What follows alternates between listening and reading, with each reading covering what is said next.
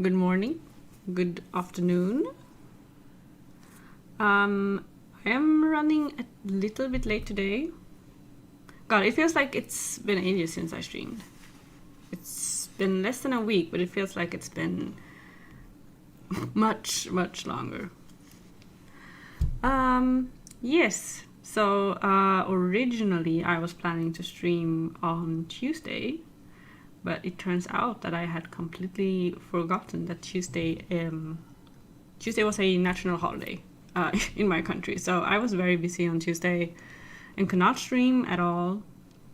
And then I was busy yesterday, but yes, today I am finally free. But yeah, sadly we couldn't stream on Archie's birthday, which, you know, was on Tuesday. But I still really wanted to do a birthday stream. So here we are today, a birthday themed stream with its own little layout. I have been playing a little bit today, just a teeny bit. I haven't been playing as much lately, but I guess I also have been quite busy this week. Yeah, I don't know, it's that time of the year. Let's see, I have no idea what ranking I am. Okay, 437th. That's... hang on. Ooh. Can I just make this a tiny bit bigger?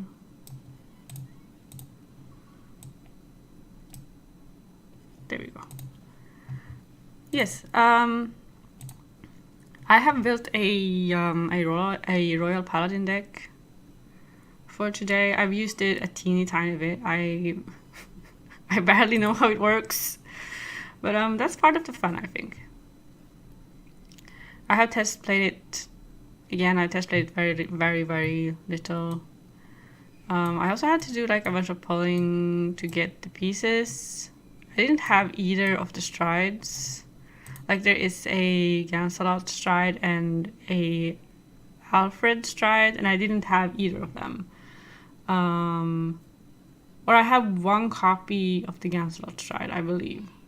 But they're both Persona Blasts, so I couldn't use either of them. So I had to... God, I think I pulled a lot of packs. Because in that box, I only had like... God. I definitely pulled like a few thousand gems to try and get the strides. And when I finally had both of them, it was like, you know, I only had 5 packs left or something when I finally got both of the strides. And then I crafted the last one. Let's see. Oh, I don't have game audio, sorry. I just noticed.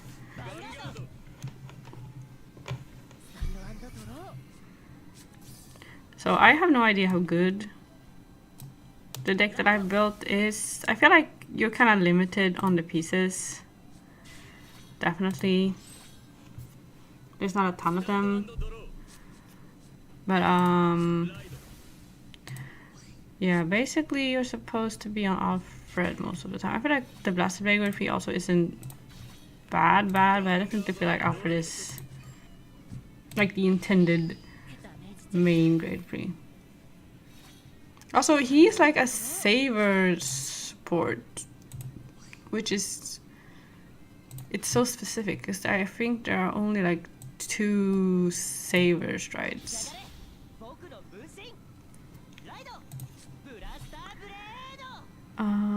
We have good old Kay and Betty Ware. They're both GB1, so... okay, let's just attack.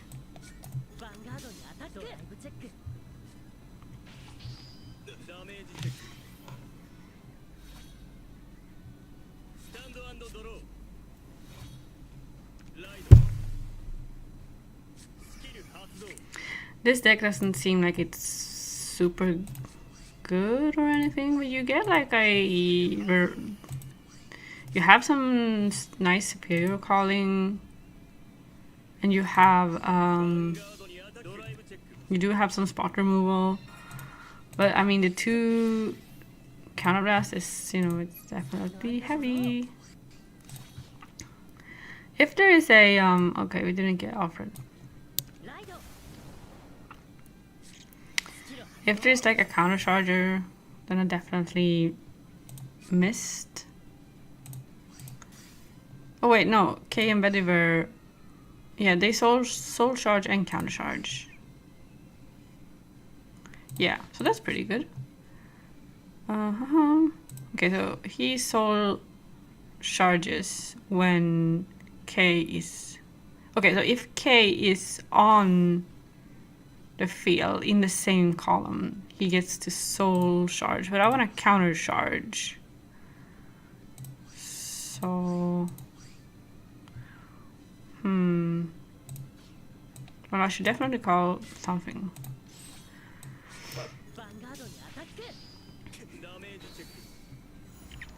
A trigger? What does the Forerunner even do?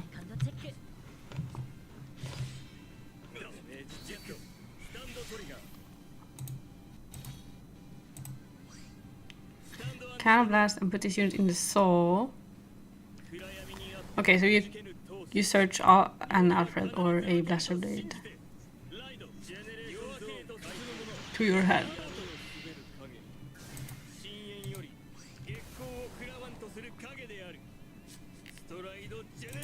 That's it, okay.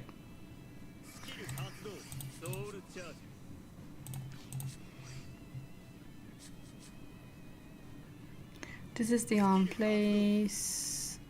When a saver G unit is placed, counterblast 1.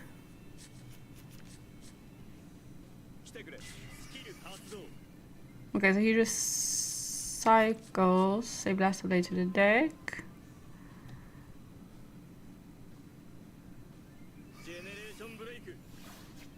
He recycles 1 Blaster Blade to the deck and then he searches 1 Blaster Blade to the hand. Okay. That's not too bad.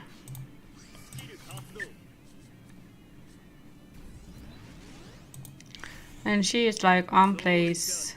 If your Vanguard is Alfred or Blaster Blade, you can counterblast 1 and call whichever card you like from the deck. And that card gets plus 3k.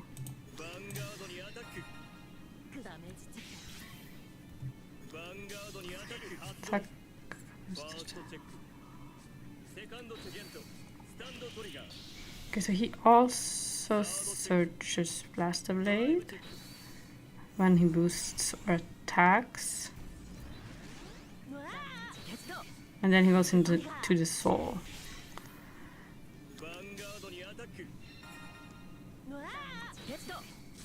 Okay, so you can discard him as a stride fodder, but only if you are striding a saver unit. That's, again, it's so like specific.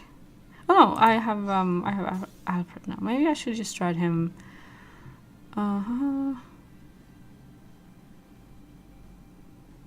Camera soul bust, discard 1 card. Okay.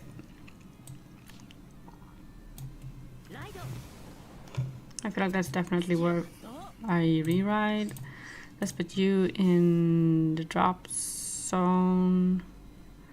What do we discard?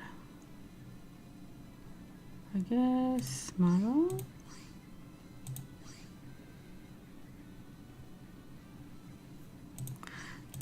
Since you have 2 of the doggy.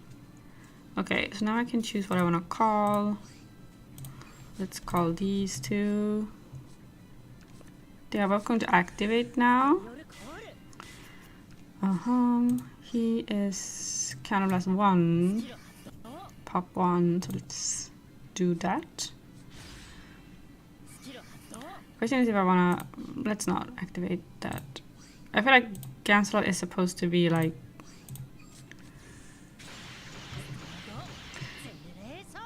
the first good stride.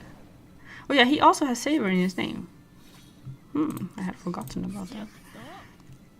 Let's put the draw trigger back and add it to my hand, I guess. Okay. Yeah. I want the dog, I think. Wait. I don't have enough. Okay, I bet I just wasted a lot of time just now.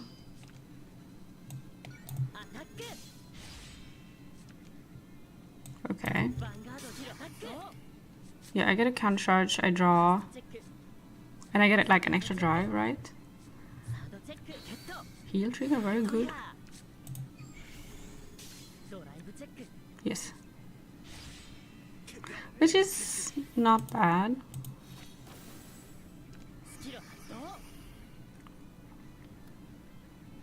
Yeah, he gets resist. Okay, let's give it to the grade 2, of course. Okay, so I definitely...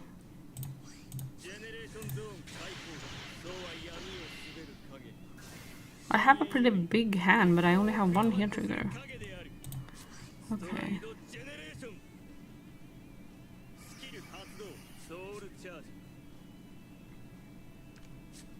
Okay, so she only works with Alfred and Blaster Blades. Like the PD only works if you're on either of those cards. Which is kind of strict. Okay, so and she lets me Soul Blast one to draw a card on the following turn, which is good. This guy is the guy with card. No, he's a restander. No, okay.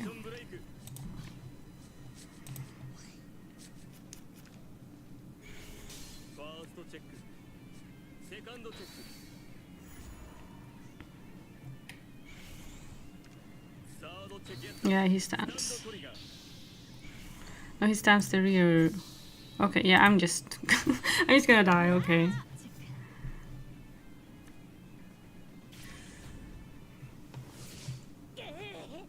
Well,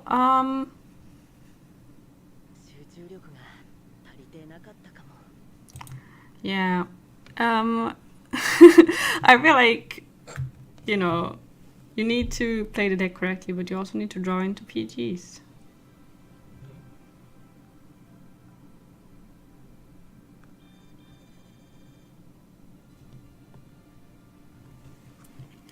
Let's try again.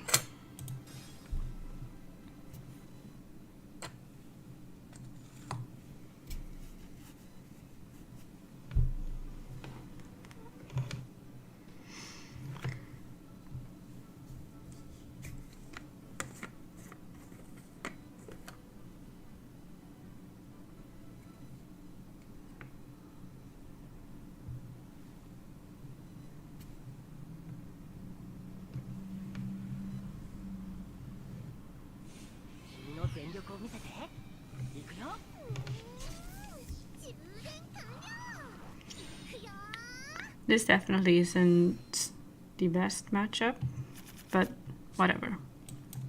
I have a PG, which is a plus.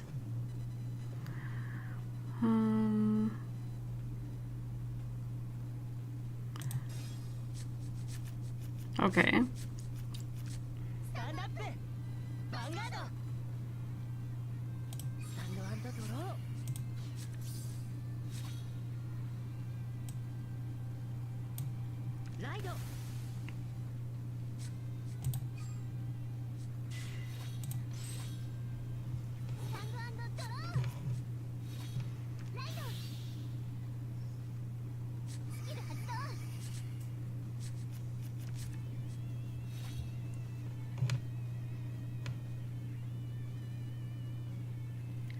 Let's see what we can draw into.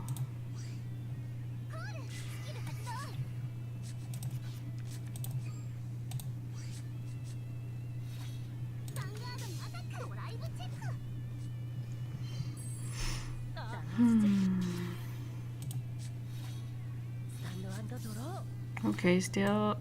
What does this guy do? He has a bunch of skills.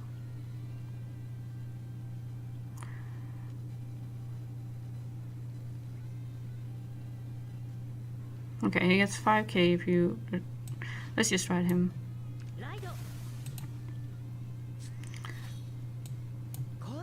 I definitely should have... yeah.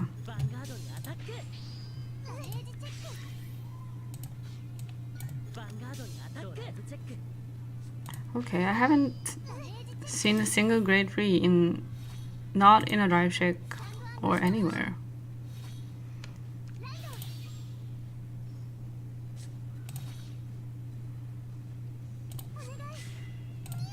I also have this guy, but he's not really a ride target. Okay. Finally a trigger, but I'm still bricked, so...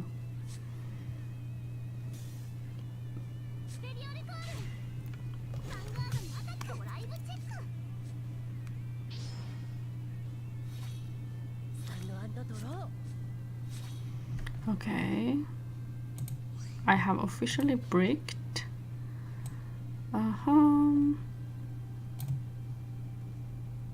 Yes.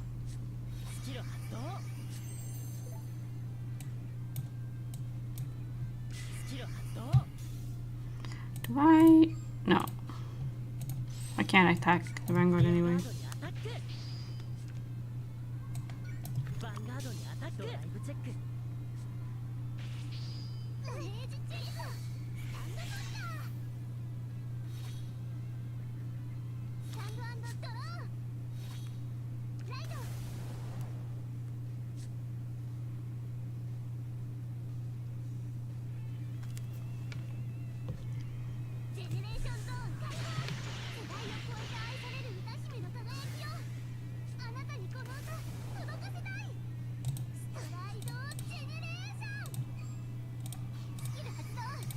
It's frustrating to break because not only can I not win, I also can't even learn the deck because I can't do anything.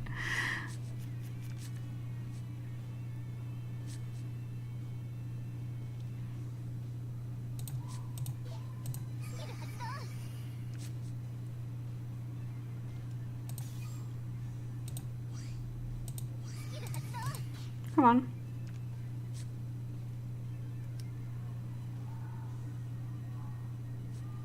I feel like people are being very loud outside today. I don't know if the microphone is picking it up, but I can kind of hear it through my headphones, which is, yeah. It's graduation season right now, so everyone is being very loud, just on a daily basis. Because I live near many different schools, so there's a lot of partying going on this time of year.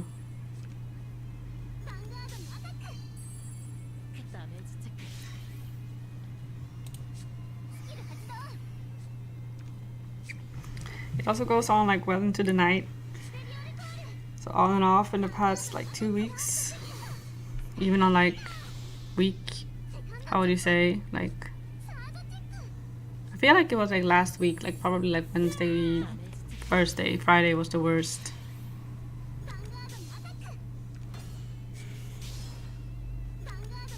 Though it's quite funny to lie when I'm lying in my bed and I hear like cars going by, and every car is like playing very loudly like a different song. So it's kind of like a caravan of like early 2000s pop music. God, I still have nothing to ride. This is... what is going on? Well, I have counterblasts, so let's use them.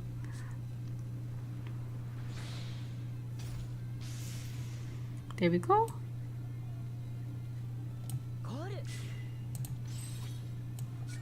I guess I should attack with the Vanguard first.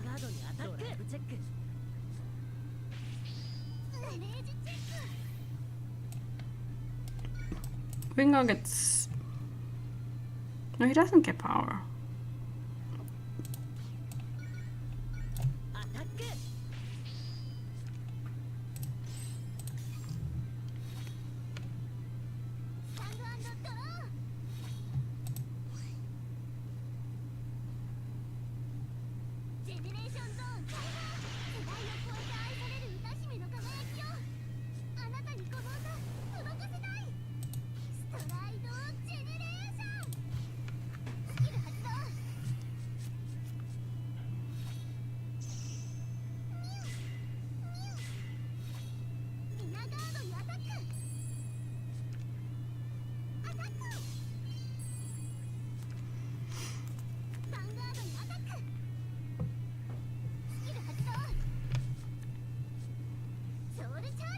Oh, a PG. Well, I'm definitely going to die. I think. Maybe, probably. What is this? I've only seen one draw trigger the entire game, and it was into the damage zone.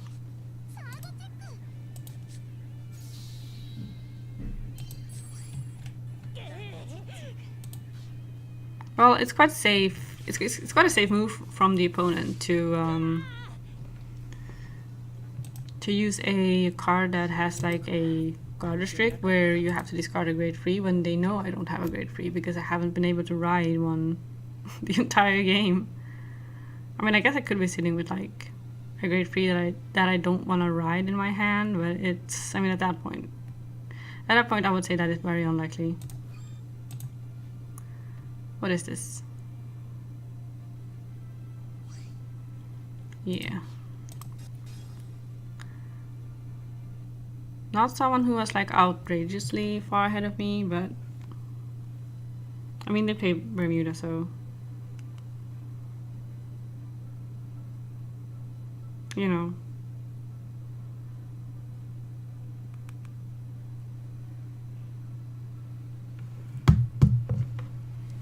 I felt the Dark Irregulars matchup was a bit more fun, but obviously I did also not brick that game. I barely remember what I played against when I tested this. Okay. Okay, let's just not brick this time. I'm sure it will be fine. I'm sure everything will be okay. Okay, right, good. I am going to do this. Okay. That's fine.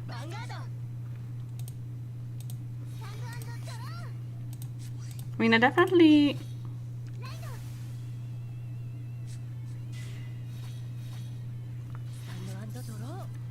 Okay.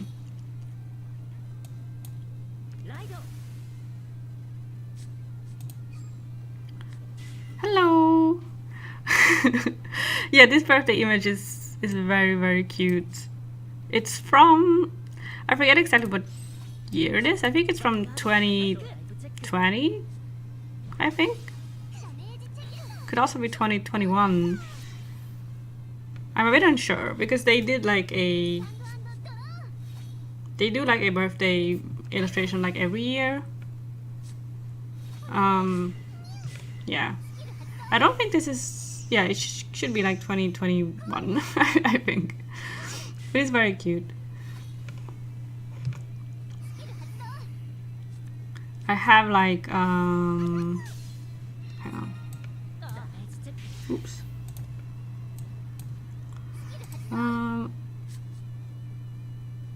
Because I downloaded like a bunch of the different... God, I have a folder on my computer that just says Vanguard 0 resources. And it used to be, you know, just a few images, but now it has become very, very bloated with all sorts of stuff. Okay, hang on. And I just like... Yeah. I downloaded like all of... where I found resources of all the different birthday images, but this is definitely my favorite one. Okay, she's only GB1, but I have to call something, so let's go. Oh, this isn't coral, which is nice.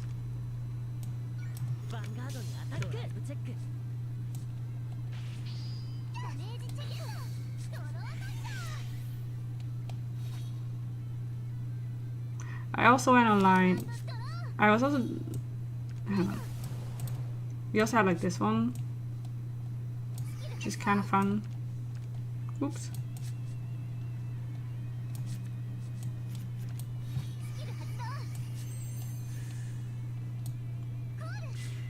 But yeah.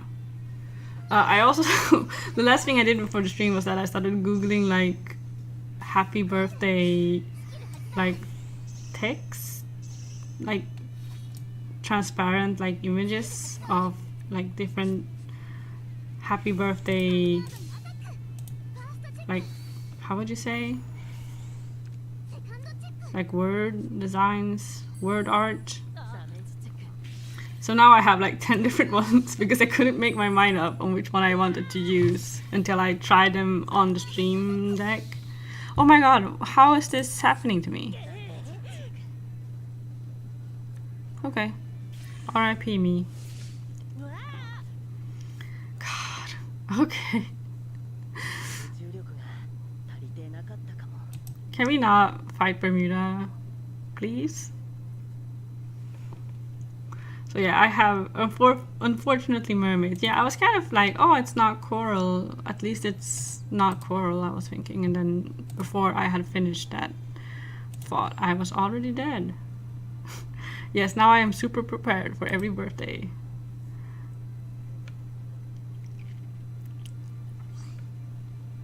Oh, Legend 209. Okay, that makes sense.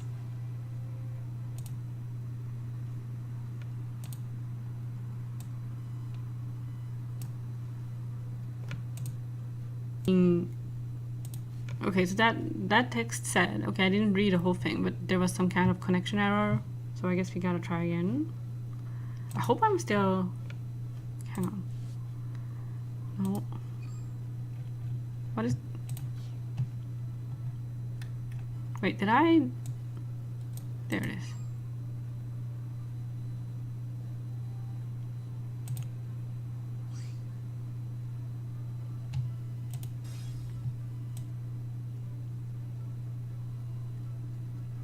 So yeah, I have all of these like happy birthday graphics.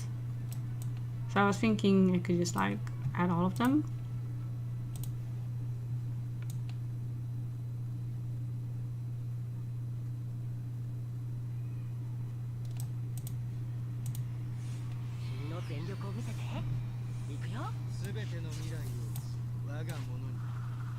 I can put it like here. This one is like a hat. I can put it on his head. Hang on. Like here.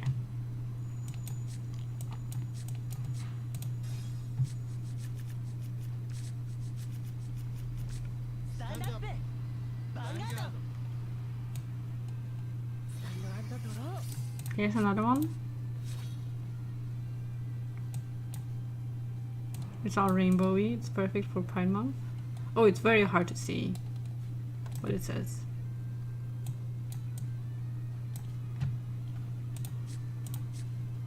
Okay, let's play the game.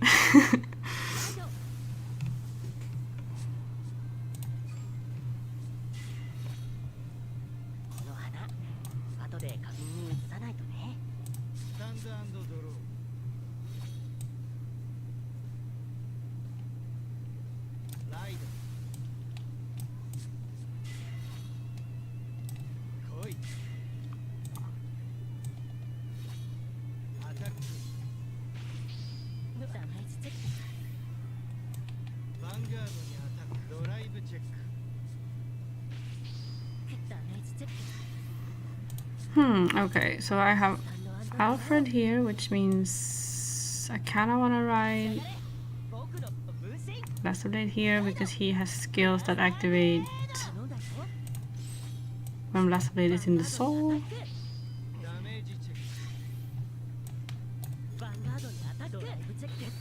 Oh, healing, perfect.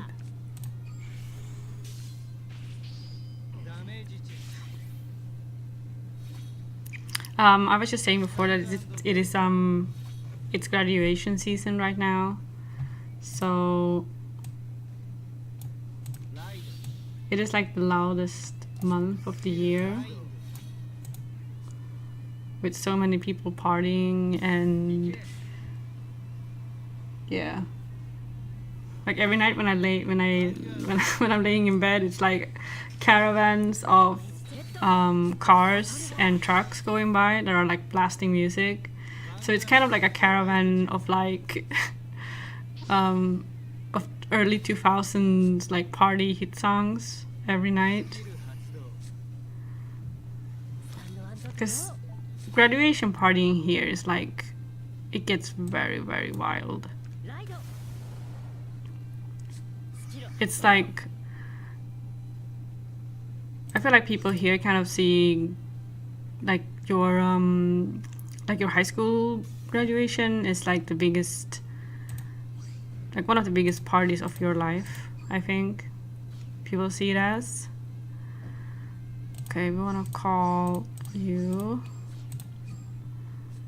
So, yeah. People get really crazy.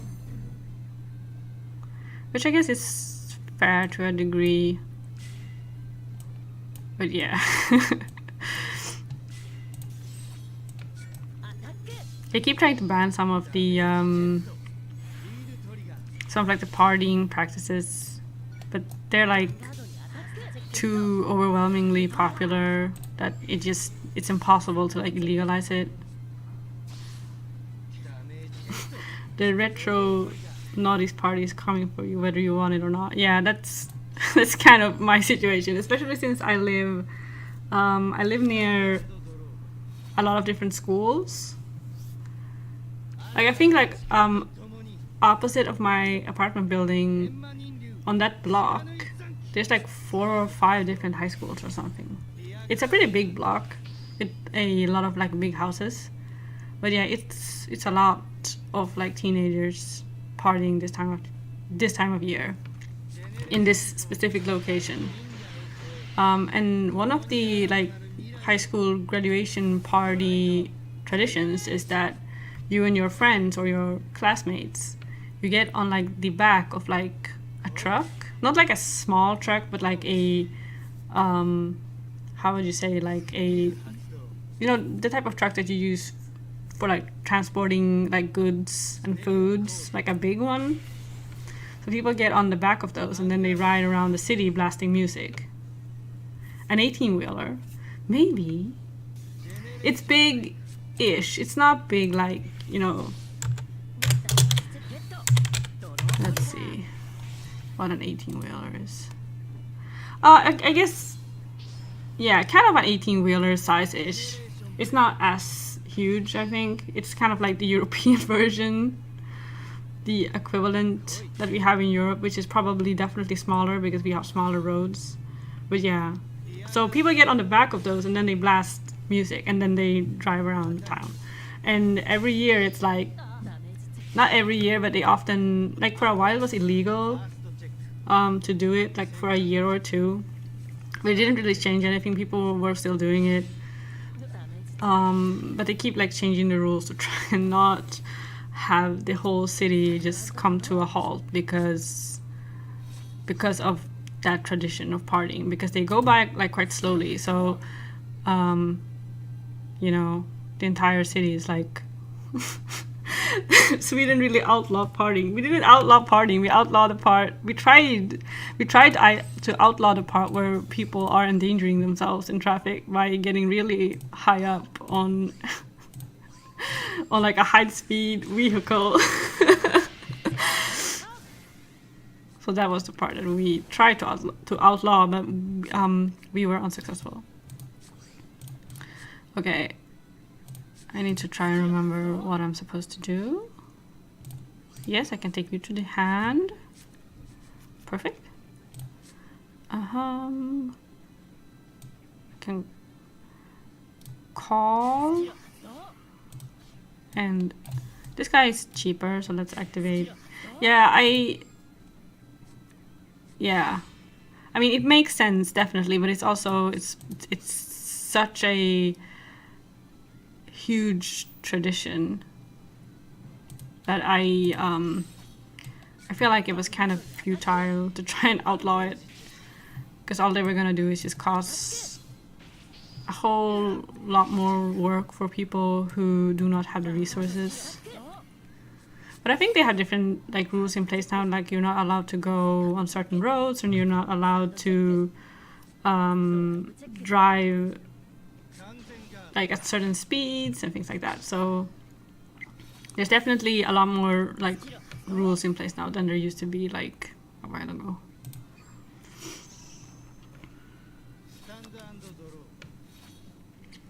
I also think, yeah.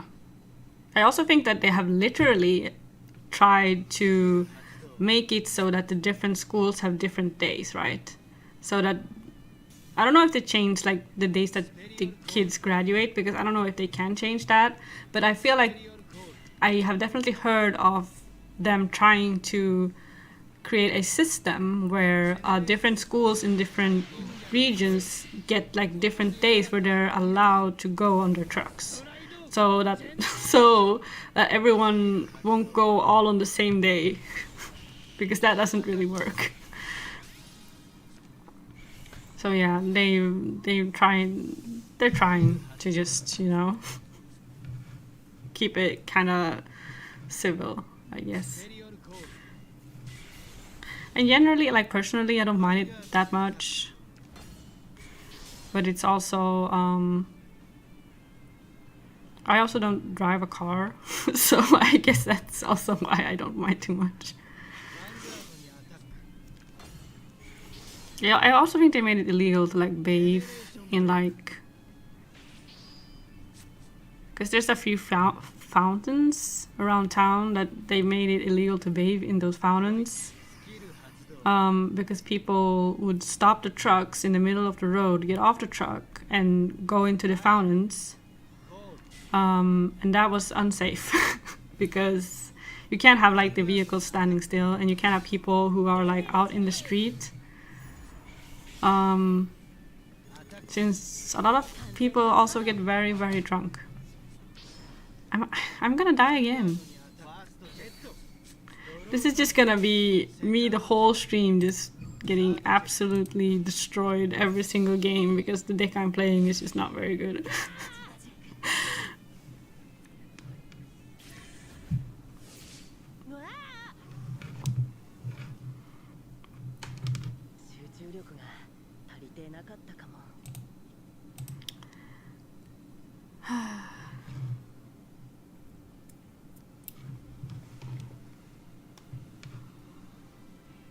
But you guys also had like, yeah, originally I was gonna stream on Tuesday, but I forgot that Tuesday was a national holiday, so I was busy. Yeah, Blessed Blade, rest in peace. He's, you know, his glory days are over, I'm afraid. But yeah, we had a national holiday on Tuesday. It was the National Day, which was only turned into like a national holiday a few years ago, I think. It was like probably like 5 years ago or something at this point. But before then, the national holiday here was not, so sorry, the National Day was not a national holiday.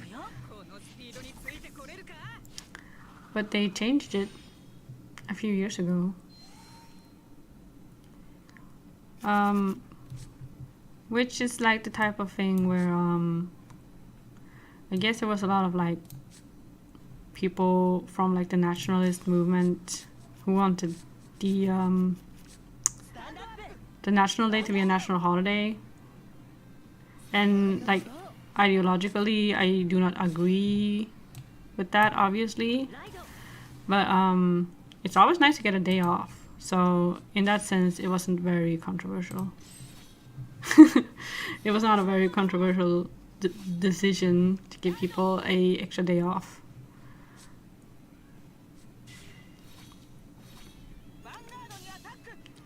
So yeah.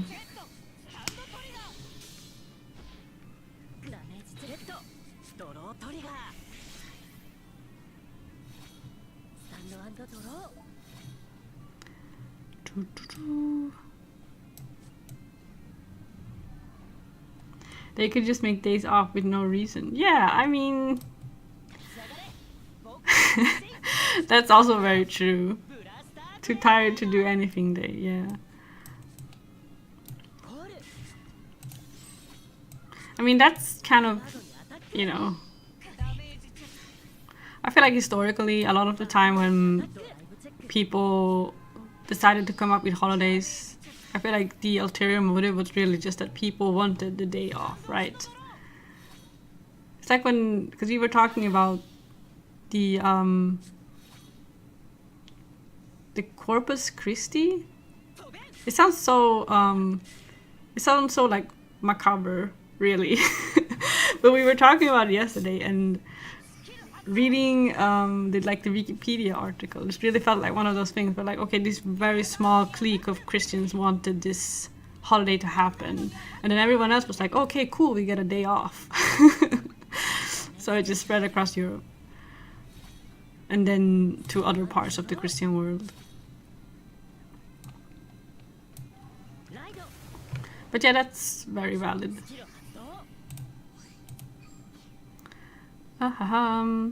Costed card. Okay.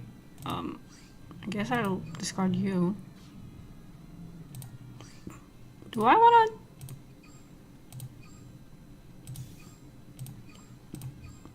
I kinda actually wanna. Oh wait, I can get both of them. Okay, cool. Finally, those Catholics are good for something. I mean, yeah. What's the point of being part of a religion if you can't use it as a excuse to get time off?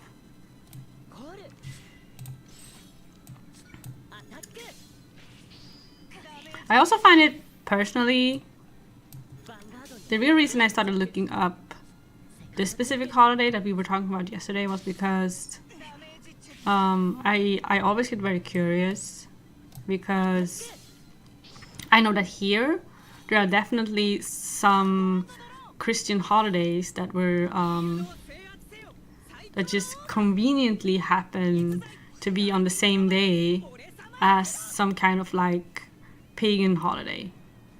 So a lot of the time in the past the Christians would have been like, okay, you're celebrating this pagan holiday, that's not good, let's make it about this Christian thing instead.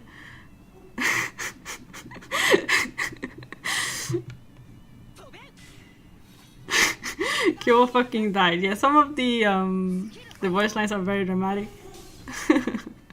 But yeah, so in Sweden we definitely have like, it's like Lucia, like the holiday for Saint Lucia, which is on the 13th of December. It's not really celebrated anywhere else in the world as far as I know, but it just so happens that that specific day was like a super popular pagan holiday, and the Christians just needed something to replace it with so that we would celebrate a saint or celebrate Christ instead. So that's something that always makes me curious when I see like a new Christian holiday that I haven't heard of. I'm always like, huh, I wonder if this coincides with like a local pagan holiday or like something else, or like a folk tradition.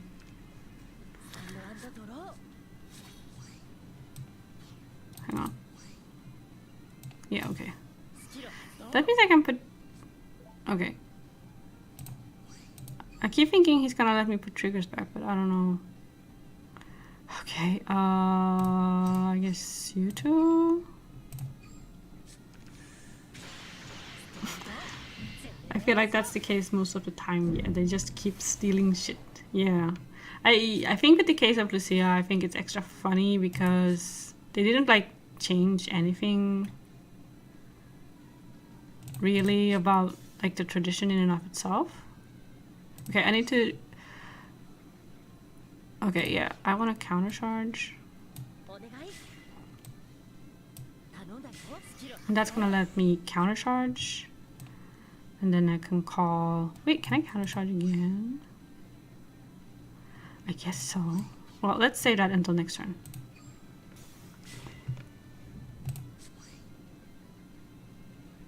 Okay, he only pops grade 2s. Okay.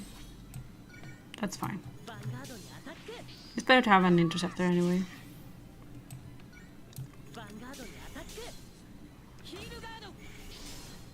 Yeah, because Lucia is basically just like young people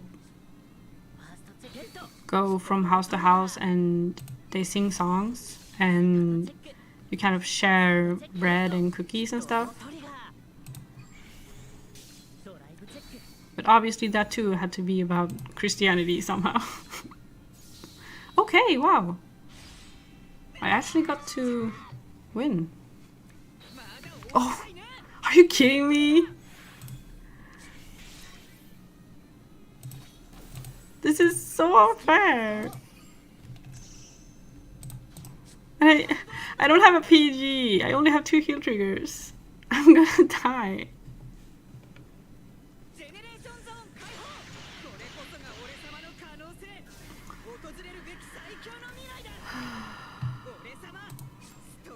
It looked like I was finally gonna be able to win, but no.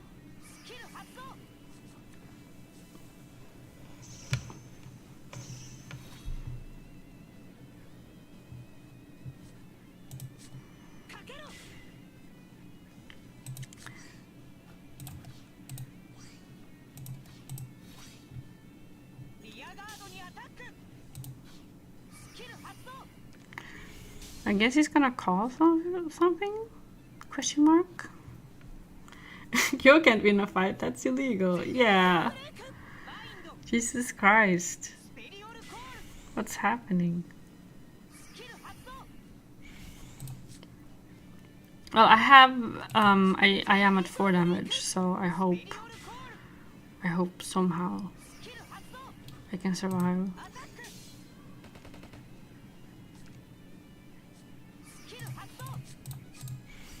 Oops.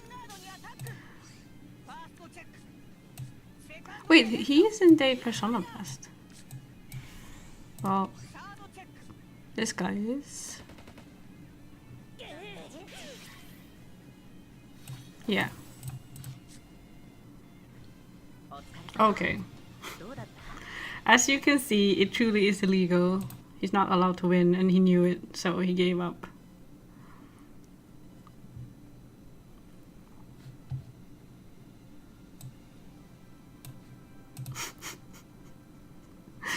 Yeah, I don't know Spike Brothers enough to know exactly what happened, but yeah, they definitely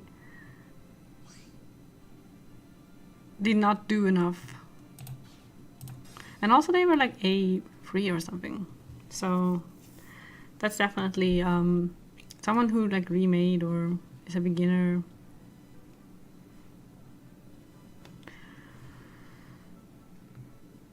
The superior called to the wrong RC and couldn't attack. Yeah, at that point I was probably looking like I was probably looking at something else exactly when that happened. But yeah, I need to watch that back actually and see exactly what happened. Because he did call in the back row at first. But some cards limit, like some cards have like a like as a condition that you can only call in the back row or you can only call in the front row. But yeah, oh wait, did I not call in front of the booster? Is that what happened? That would have made sense as a misplay. Which I was not paying attention to. I guess I could rewind and have a look.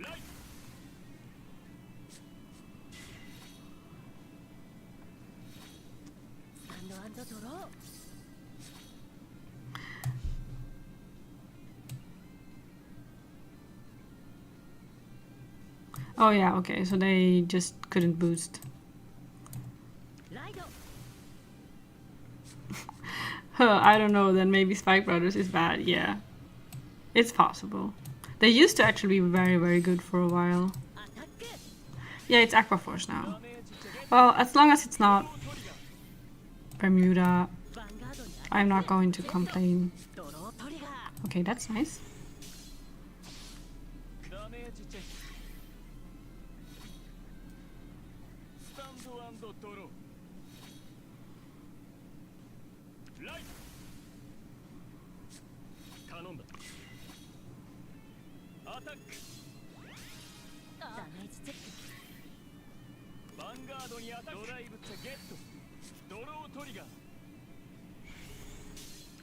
I'm watching the footage back. And I'm definitely looking into my G zone and not paying attention to what the opponent is doing.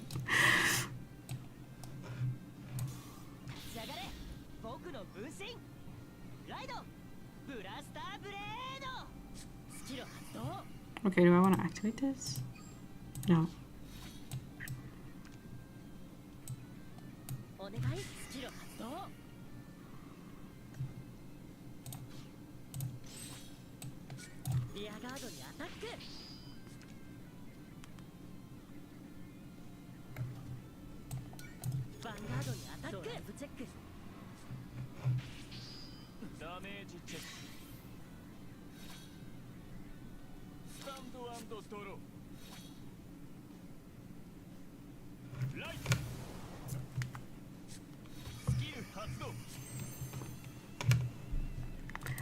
Okay, so it's Savas. I always am more scared of Maelstrom than Savas. Maybe I shouldn't be, I don't know. I just feel like Maelstrom they have so much guard restrict. Like that's, like his whole thing is just that he has guard restrict. Which is very annoying. And it stresses me out very much.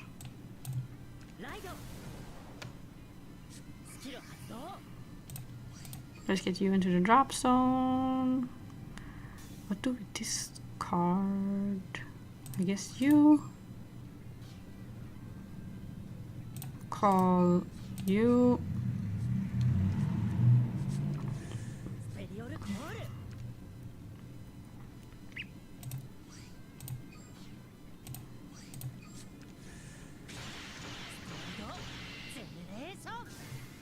I feel like I really want to use Alfred on stream, like the stride, because he gives Blaster Blade. He has drive checks on the rear guard. Is what he does, which is pretty fun.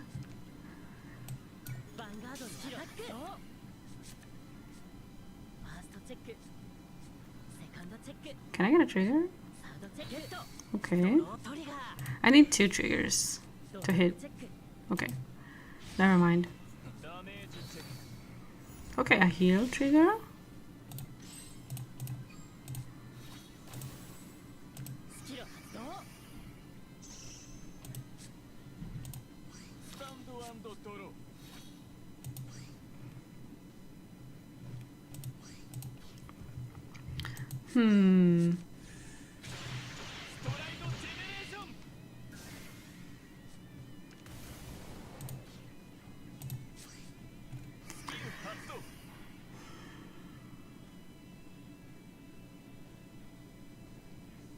I love some of these super specific Aqua Force restrictions. Like this is only on the 4th attack. Like only on the 4th. Not 4 or more or 4 or less. It has to be specifically on the 4th attack that the effect can activate. I feel like I remember there was one card in V-Series that was also super specific, that was like specifically on the 7th attack. But only on the 7th. Not 7 or more, but specifically on the 7th attack. Because this is like on the 3rd attack or more, she activates. And this is like from the 2nd to the 4th attack, it activates.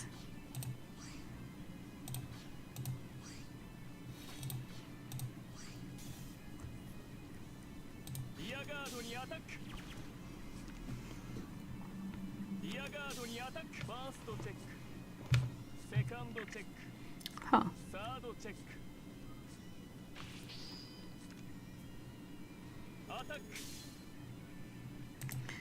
Wait.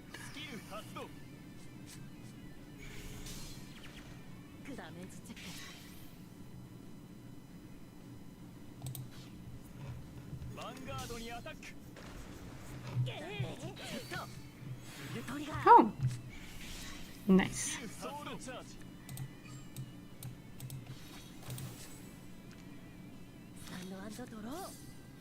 Okay, let's...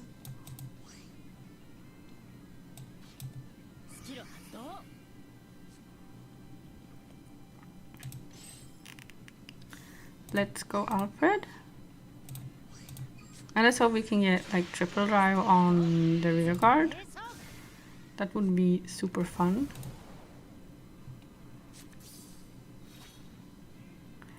Okay, let's call you Pop this rear guard. Okay, what is the timing of this? When it... Okay, so I can activate it now.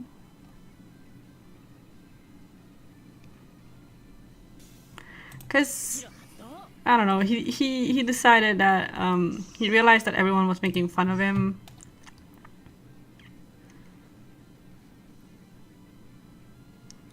He realized everyone was making fun of him, and I guess he got sick of it ultimately.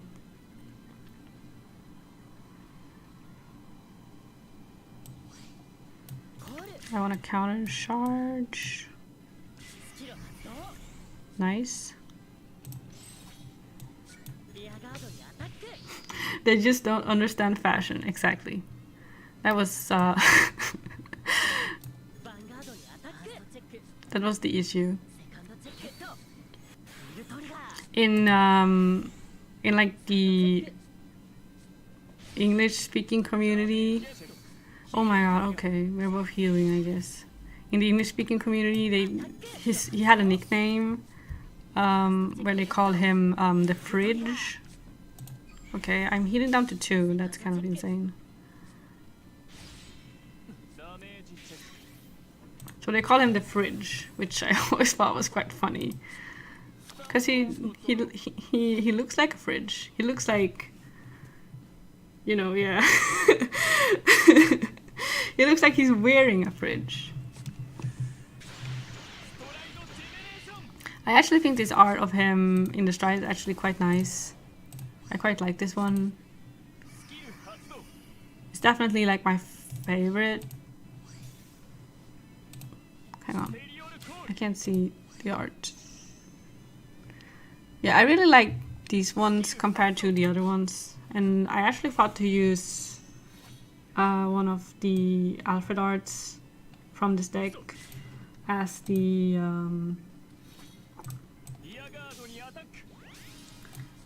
like on the stream interface today, but none of them existed as full arts, so I had to make do. Oh well. I've always loved Gans a lot, so it was not a hard choice. But I thought it was a bit typical that these very nice Alfred arts do not have full arts, despite being by far the nicest arts that he's ever had. Because the fridge art is just it's just ridiculous. It's very hard to take him seriously.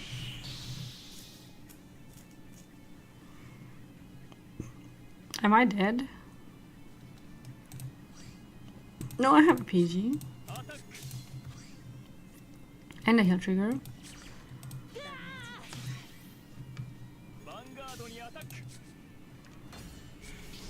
Okay. Restanding again. Is that the last one? I hope so. Yes, thank God. Yeah, and I get so blast to draw 1. I only have 7 cards left in my deck. Jesus Christ. That's yeah, I need to put something back.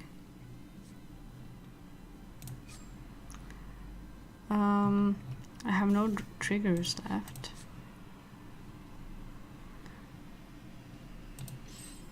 What is the best stride in this scenario? I can't pop anything. What about Altmile?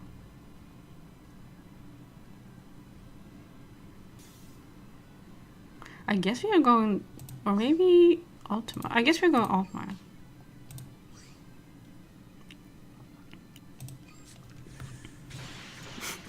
Am I dead? Number one most said sentence when facing Aquaforce. Yeah, because you don't know until it's too late. Wait, he calls God, it's on place. Jesus Christ. Okay, that was very stupid of me. I just skimmed the attack and I thought I wouldn't get to do like an extension. I should have known that.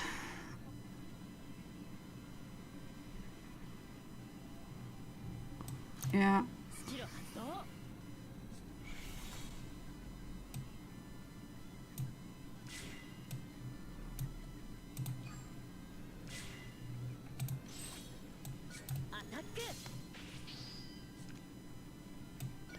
I just felt like, you know, Gasolot and Alfred weren't gonna help because they were just gonna have me deck out faster. But I guess Soul Saver. She gets a critical. If I had 2 blasters in my soul, which I did not have at the time. Let's get one to the hand, I guess. What am I supposed to use in that kind of situation? I guess Ultima is also an option.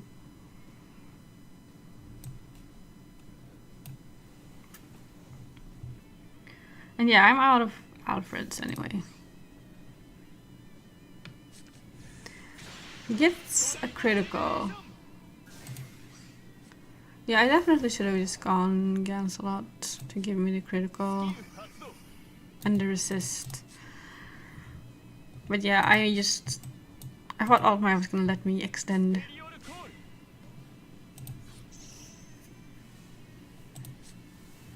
Yeah, now I am definitely very dead.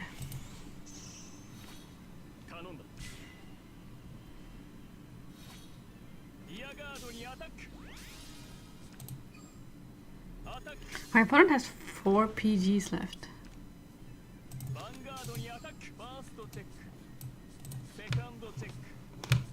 So I wasn't gonna win either way, I think.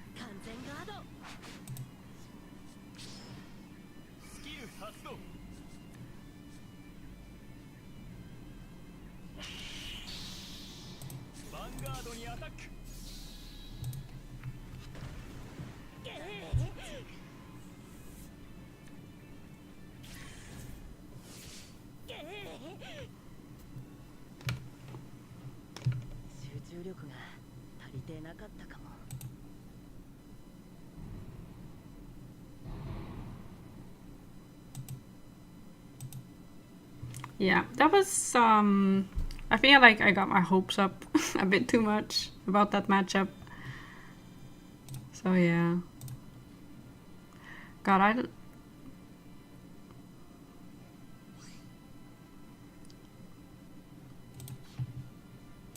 they're very generous with the points because I barely lost anything there.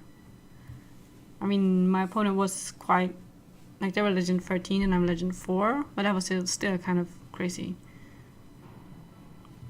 Yeah, it's tragic. And what is more tragic than when you get your hopes up and you just, you know, you fall harder.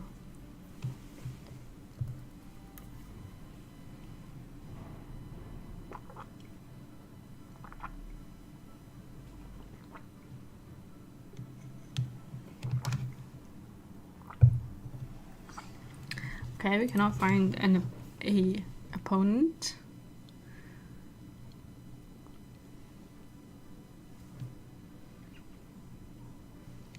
I've only been going for 40 minutes. It feels...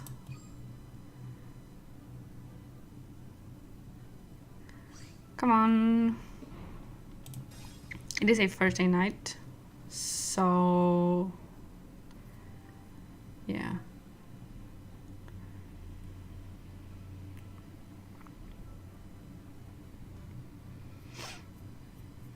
Okay, let's go.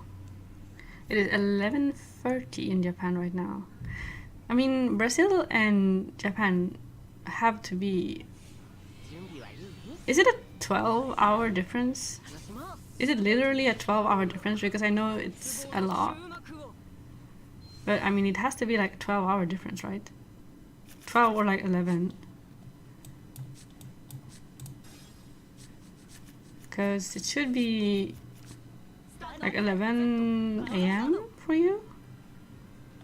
11 or 12?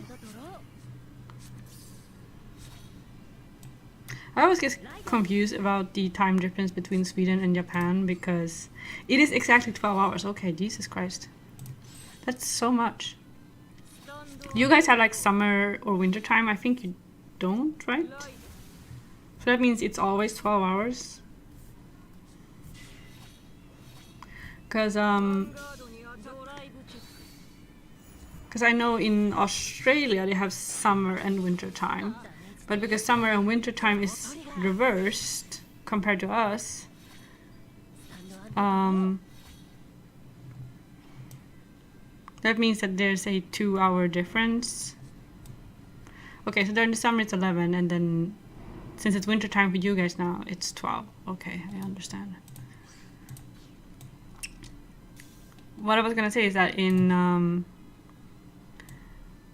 since both Sweden and Australia have summer and winter time, it means that when we switch from one to the other, we are like we go like in different, because when we turn the clock forward, they turn the clock back, right? So I feel like, yeah. But Japan doesn't have summer or winter time. But if they did, it would be like 11. Okay, I don't want to make any statements about what it would be, but it would be more if they also had like summer and winter time. Because I always get confused about the Sweden and Japan time difference because it changes. Like in the summer it's 10 p.m. is 5 a.m. and in winter it's 9 p.m.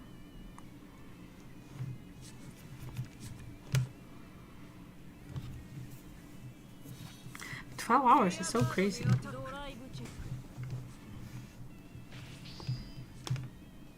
But doesn't Brazil also have like a bunch of different time zones? Yeah, time zones make my head hurt so bad. I can never really like wrap my head around it. How are you just living in the future? Yeah. I think what makes my head hurt is not the concept of time zones in and of themselves. It's just like, I don't, like the math is just impenetrable to me sometimes.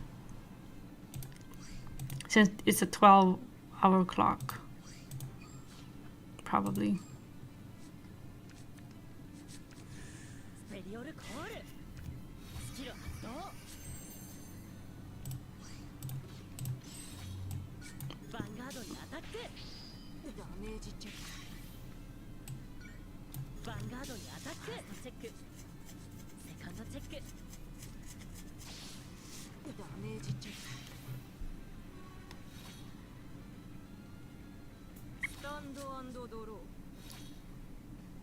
I often, because we measure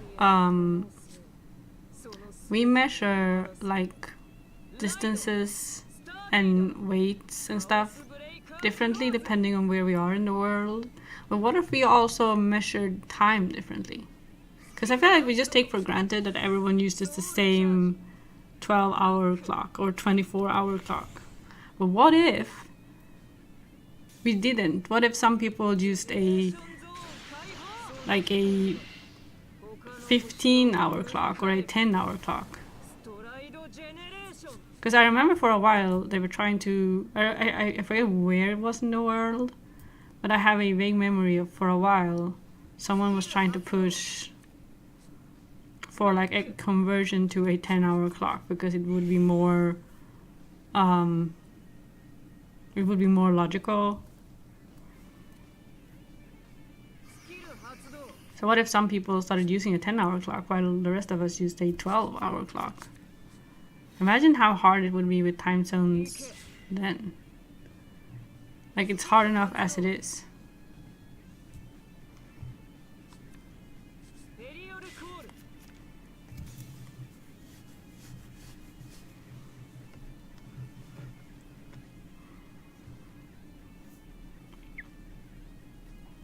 Yeah. The 10-hour clock is definitely real. But sometimes you just gotta sit down and think about the things you take for granted, you know? Because, like, I saw on YouTube, I saw a girl who was like, yeah, God, I think she says, oh, I'm 5'7", so I can't wear high heels. And I was like, how tall is 5'7"? Because I have no idea how. Like, I never learned how any of that works. So I googled, and 5'7" is like 170 centimeters, which is how tall I am. So I was like, actually I'm 169, but you know, it's very close. So I was just like, okay, but who's saying you can't wear high heels? That's just very stupid. But then again, Americans tend to be very short. And that's just the type of thing, you know, like... Yeah, nice. Yeah, it's very, very stupid. So every day I'm just constantly a bit confused about how Americans count things. So imagine if I also had to be confused about what time it is. And I just feel relieved that I don't have to deal with that also. And yeah, no one's saying you can't wear high heels, no matter how tall you are, it's fine. Wait, God. Okay, I should have done that differently, but whatever.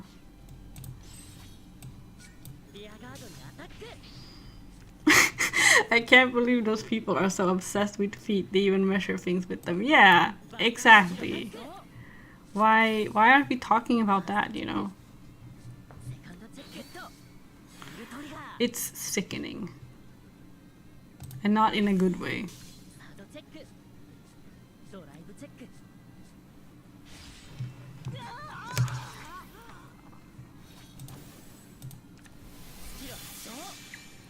Also, feet is just a weird measurement because everyone's feet is different. Like, some people have big feet, some people have small feet. How am I supposed to know, you know?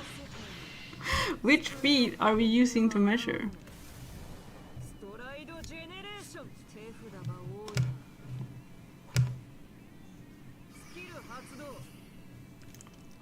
Oh, my Blessed Blade has resist now, that's good.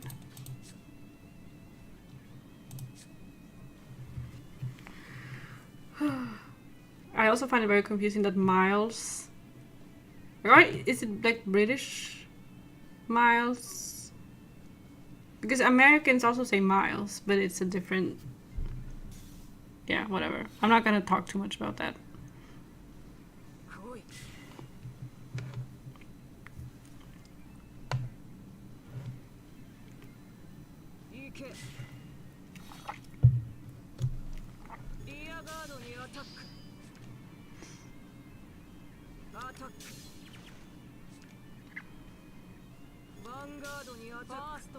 Okay, they didn't lock the front row, even though they definitely could have, right? So much healing today. It's like the Legion era in here.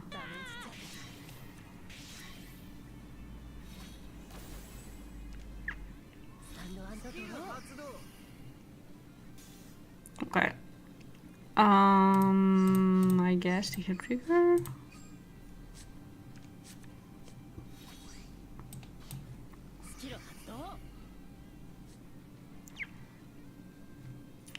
Right, skip.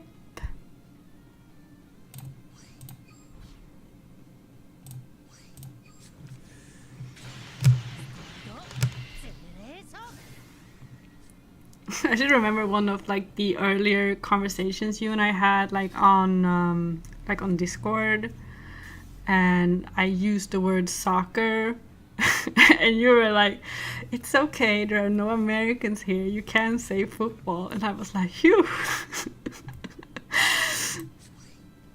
Because I feel like I've been so used to my whole life that not all of my online friends, but so many of my online friends are or have been Americans. Okay, I need to just call. Let's kill that guy. Because, I mean, yeah, it's true. You know, it is called football.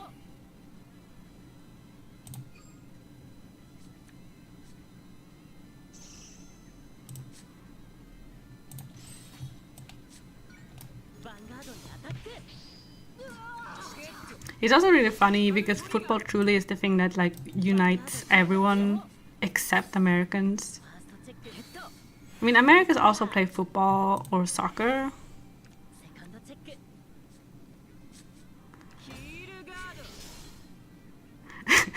It's the one game where you play ball with your foot. Come on, yeah. I mean, I guess in American football you do kick the ball one time, right? Americans really want to steal everything, yeah. I also have no idea how American football works. Like whenever I see it on TV, I feel like it's mostly just halftime entertainment and not so much sports. But I could be wrong. Just once, yeah. They kick the ball when the game starts, right?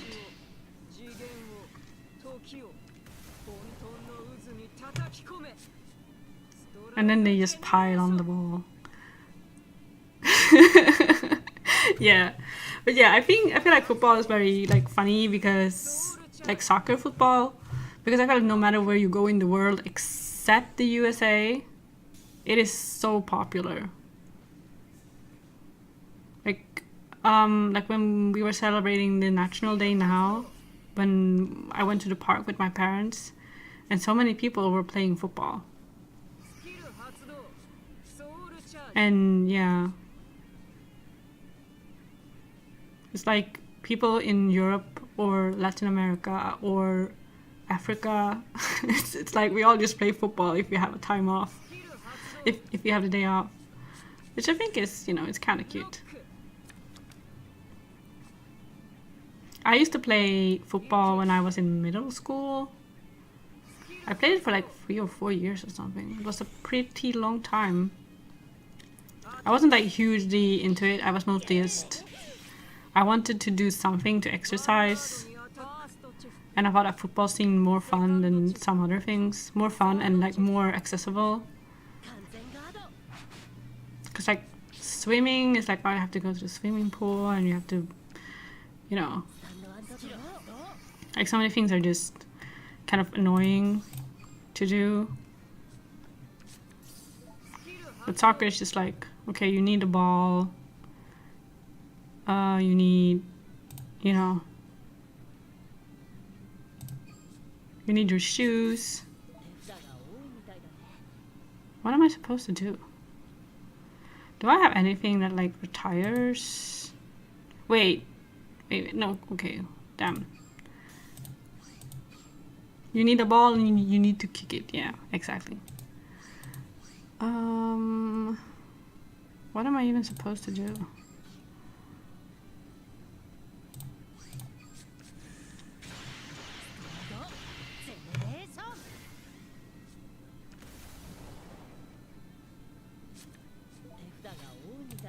We always played on, how do you say? Like not on grass, we played on, like, oh my god, I'm just,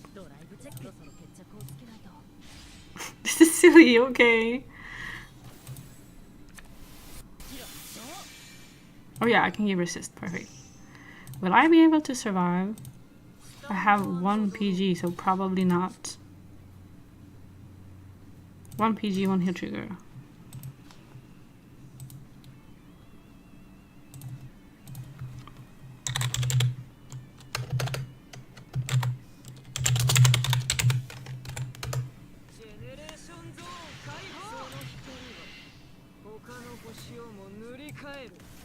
Oops.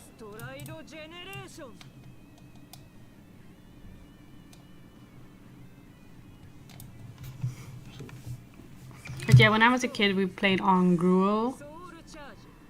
So I remember hurting myself quite badly a few times.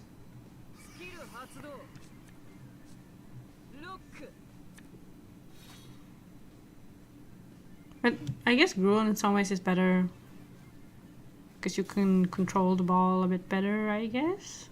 I feel like you slip easier on grass. But maybe that's just, you know,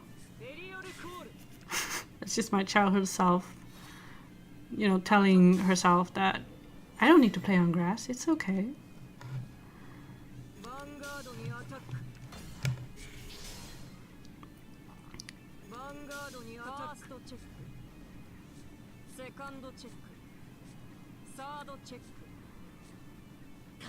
Okay, it looks like I'm actually going to survive somehow. That's crazy. I don't want to do that. Yeah, I do want to do this so I don't take out. Do you activate on ride?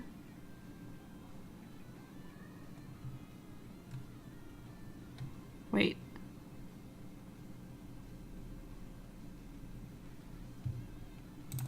Yeah, you do. Well,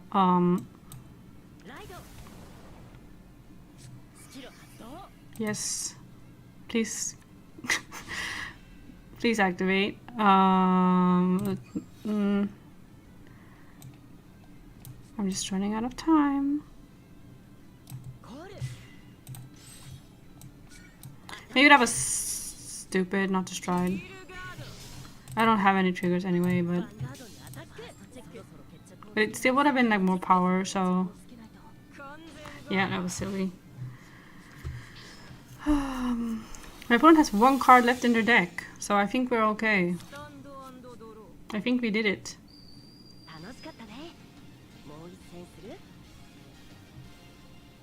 That was really like against all odds somehow.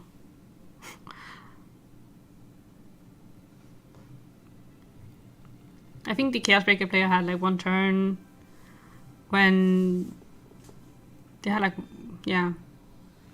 Yeah, definitely. That was very silly. I wasn't paying that much attention like to the flow of the game overall. I was just thinking very hard on what to do in the moment. But I definitely feel like they could have tried harder to kill me.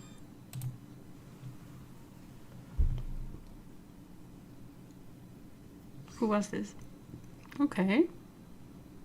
Not a unexperienced player. Yeah, and I think, yeah, I feel like deck outs, yeah, I think that might be the first time we've seen the opponent deck out in a game on stream.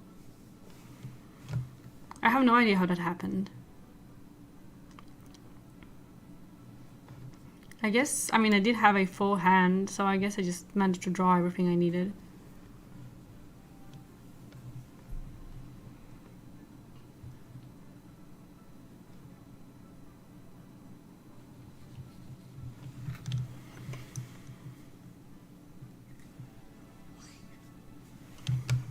Okay, now we can find an opponent. That's fine.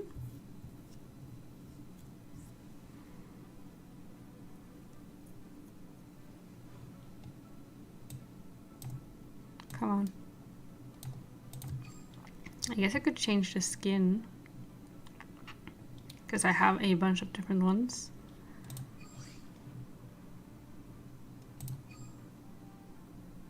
This is the only one where he's like older, where he plays Royal Paladin.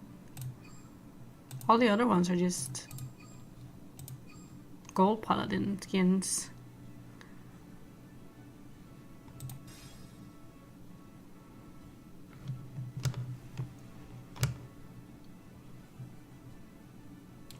This was like the first cosmetic skin that we got that actually it cost money, and I bought it, and therefore I want to use it because I paid money for it. It wasn't like super expensive or anything, but that might just be, you know.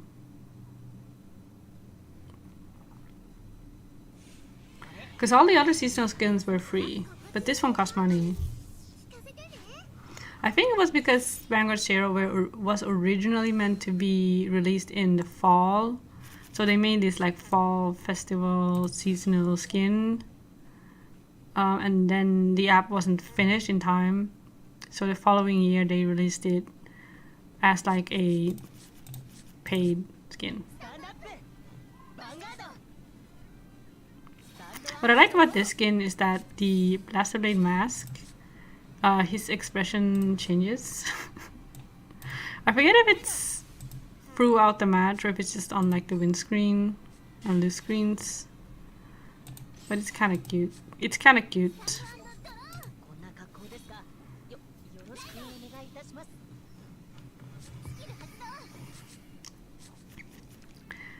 Why does the Bermuda player have like these Gear Chronicle skin sleeves? You can set your sleeves as being like default for every deck, which I do not because I find it kind of annoying. Because I prefer to have different sleeves for different decks. But yeah, let's ride Blaster Blade.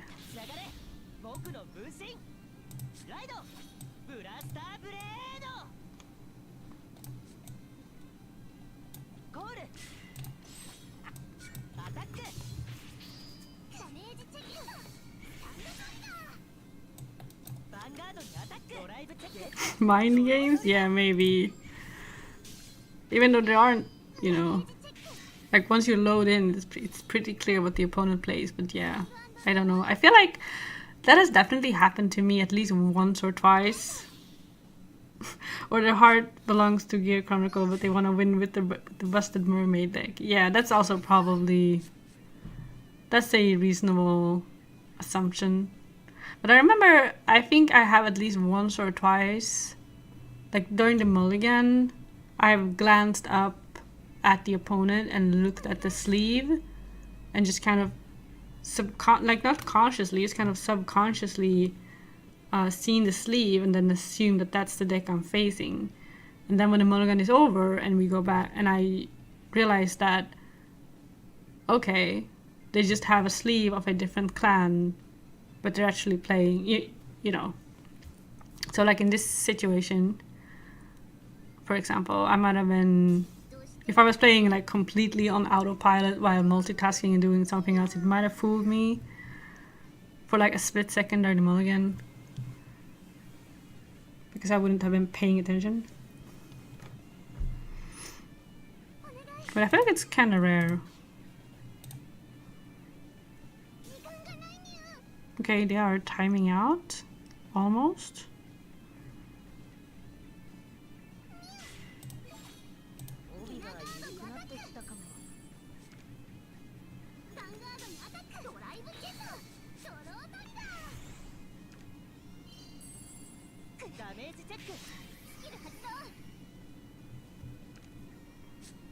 Bounce.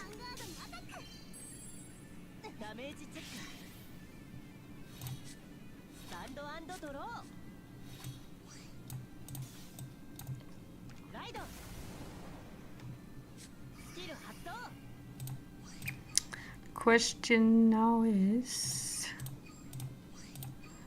it worth it to pop the... Wait, God, I'm...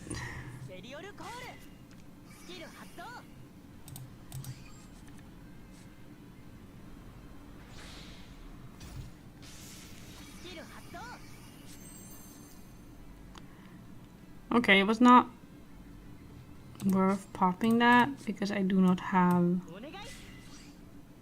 Oh wait, yes. Good.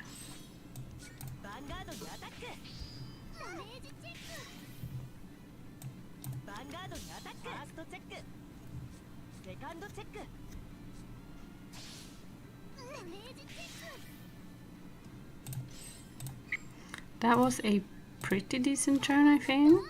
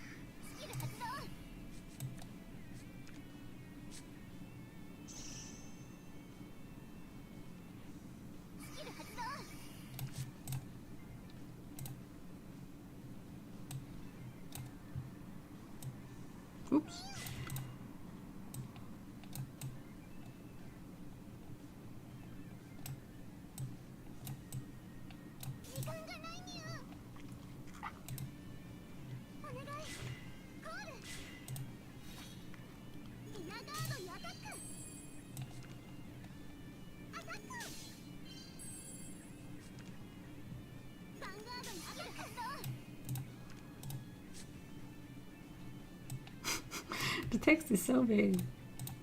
Oops.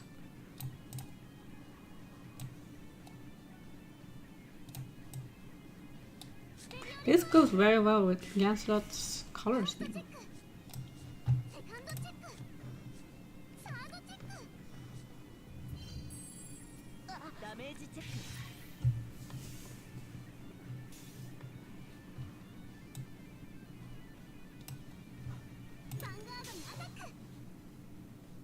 Oh, it didn't occur to me that because I have the happy birthday text on his head, you can't quite see the mask, but it's there. Look. I guess I can put it like this.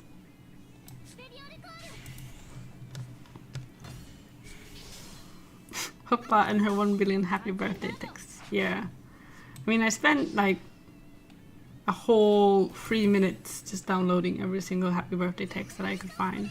So, you know, I like his birthday boy crown, yeah. That's exactly what I wanted it to be.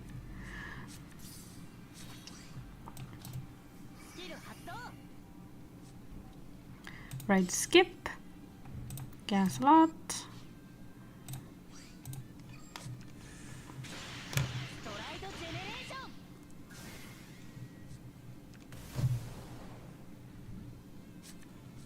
I should have gone to like Blingy or something and downloaded like transparent happy birthday texts from there. So they would be like animated and stuff.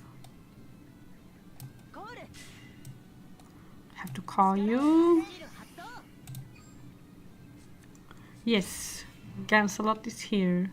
Gans-chan is like, that's what Dr. O calls him. I feel like it's important to like have that reminder, because he was like the presenter of the Vanguard YouTube channel, and he was the one who kind of coined that name, that nickname. What do we do? Yes, here.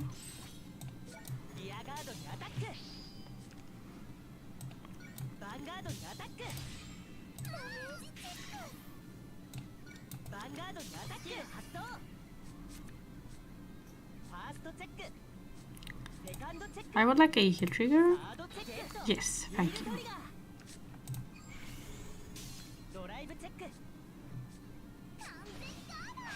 Dr. O also appeared like in the old Vanguard anime. He was like a recurring character. And I always found that to be so strange. I wonder if he did the voice to the character, like the real guy. I can only assume he voiced himself in the anime. And then in the G era, he wasn't in it anymore.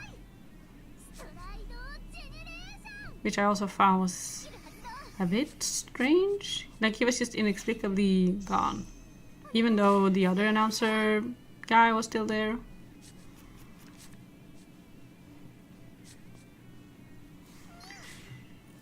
It is quite funny though, because I feel like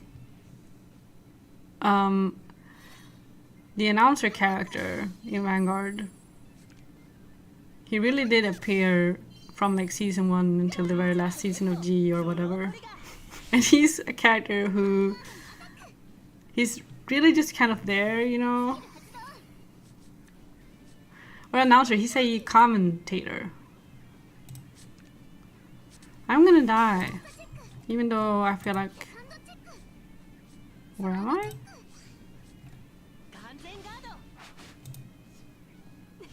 What happened? Did I misplay? Yeah, here you can see the mask is smiling happily.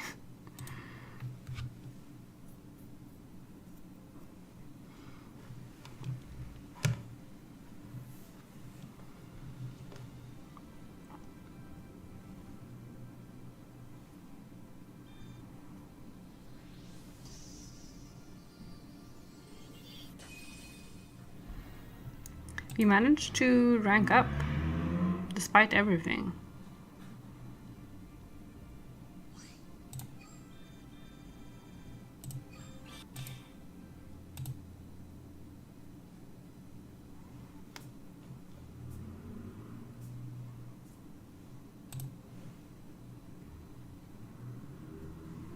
Come on. I guess this might have been someone who was still learning how to play Bermuda, I guess. Which is why I felt kind of salty when it looked like I was about to lose.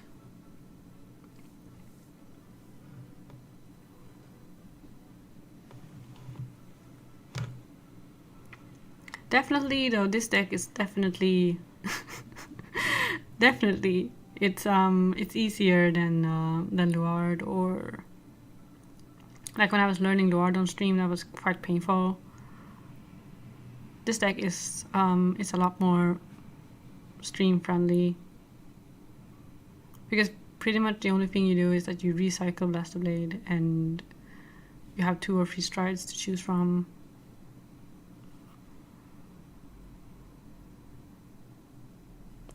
It's also not like super strong, but at the very least it's not very complicated.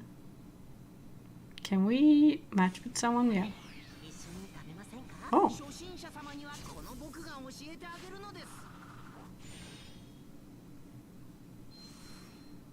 Okay. Murakumo is definitely unusual. I'm going to keep this hand. Stand up, Vanguard.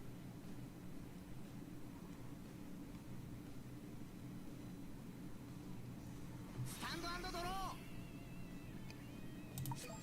こんな格好ですか。よろしくお願いいたします。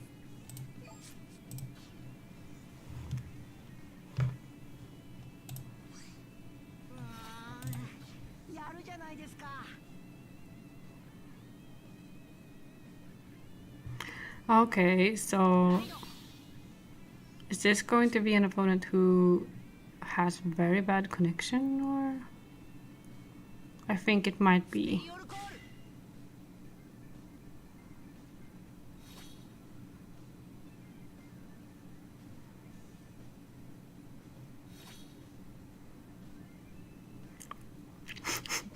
We are being reminded of the existence of so many characters playing this game.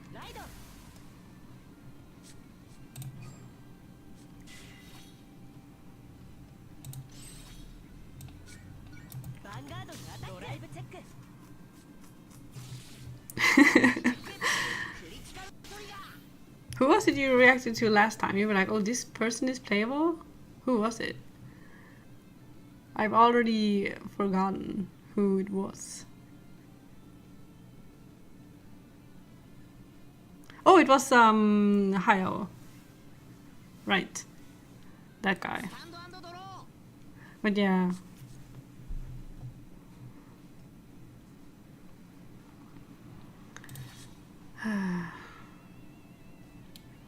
This seems like it's mostly old cards, but they definitely have a G-Zone.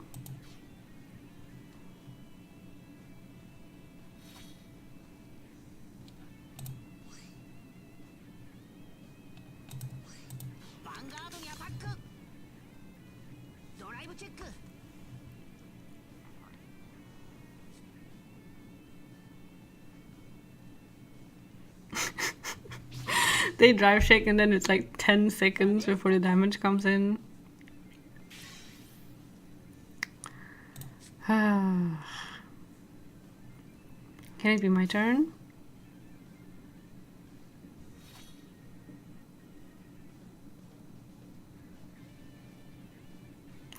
This person is like playing on a potato in a sewer or something. I will have to assume.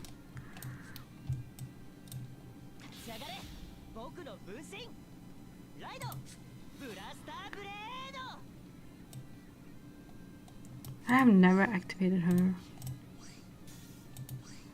Should I? I guess I can call the other blaster blade.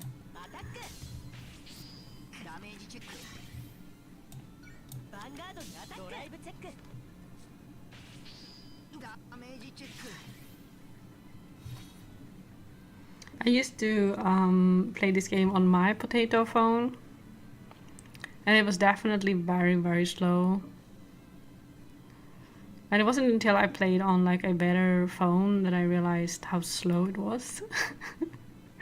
So I definitely kind of feel bad for people who are playing on like inferior hardware, because they might not even know how slow it is for everyone else. But yeah. Because when you are playing on the inferior hardware yourself, it's like you have a few seconds of loading everywhere. So it feels a lot more seamless. Because like the animations are still playing and stuff. Whereas for me, it just says ride phase for ages and ages and ages before my opponent even does anything. But the chances are that they are still watching my turn happen at that point. So for them, everything is like equally slow. But yeah, for me, all the animations are super fast and crisp. And then there's just tons of waiting in between.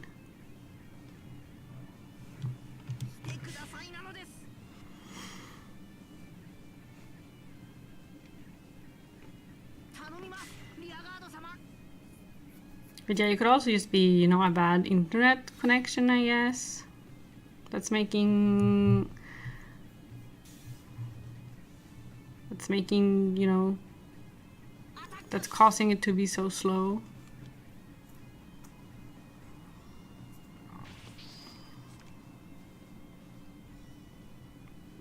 I remember I bought, like,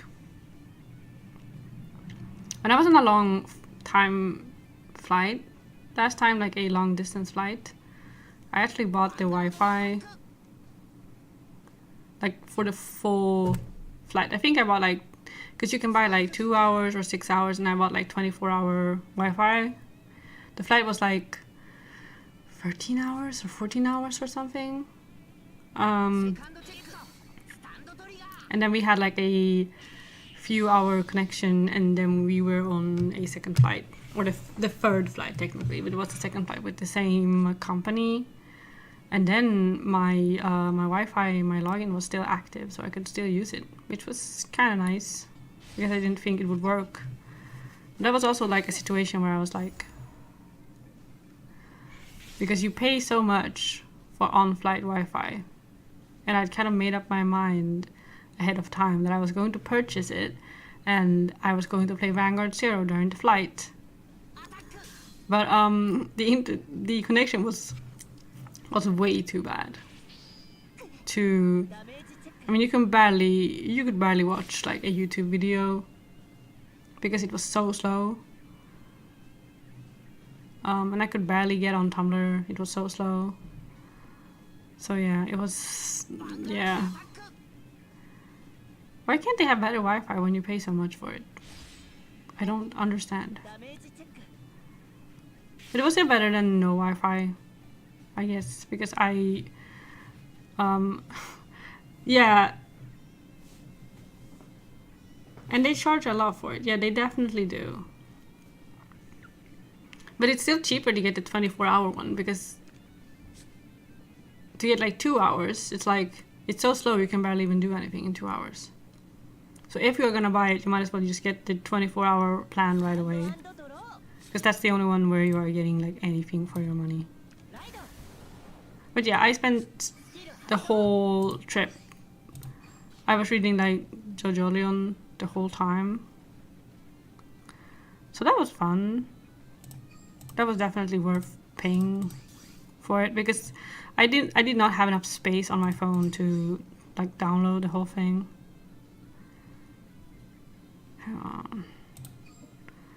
So yeah. So that was fun. That was like my backup plan. Can I... does Gancelot cost a counterblast? Well, whatever.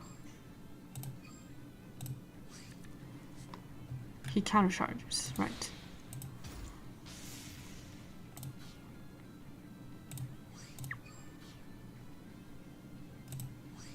The thing on long flights too, it's like, what are you even going to do? Like, you're going to just sit in a chair for 12 hours.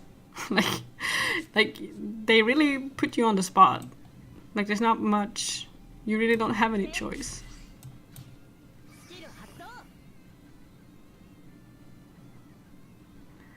Okay, I want a booster.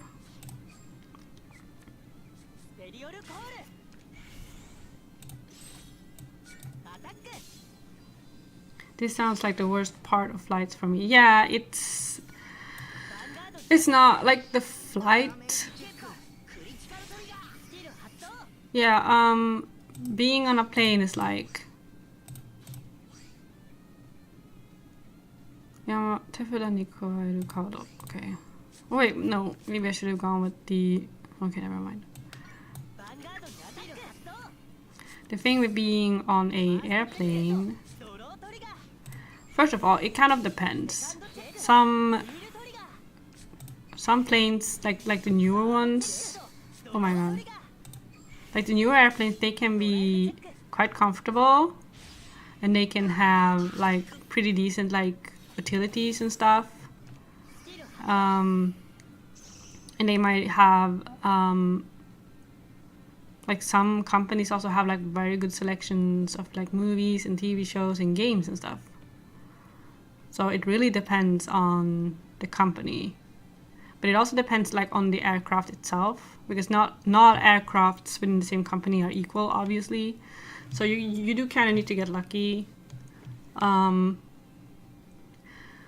Generally, the long distance aircrafts tend to be a lot more like high quality. They tend to be more comfortable. They tend to be cleaner. They tend to be like a lot more well maintained. So that's kind of a plus, I guess. Because some short distance aircrafts, like especially in Europe, I feel like they've been running some of those aircrafts like into the ground. They are like super worn out, super dirty and stuff. But on the other hand, if you're just gonna be on a plane for like 2 hours, then it doesn't really matter.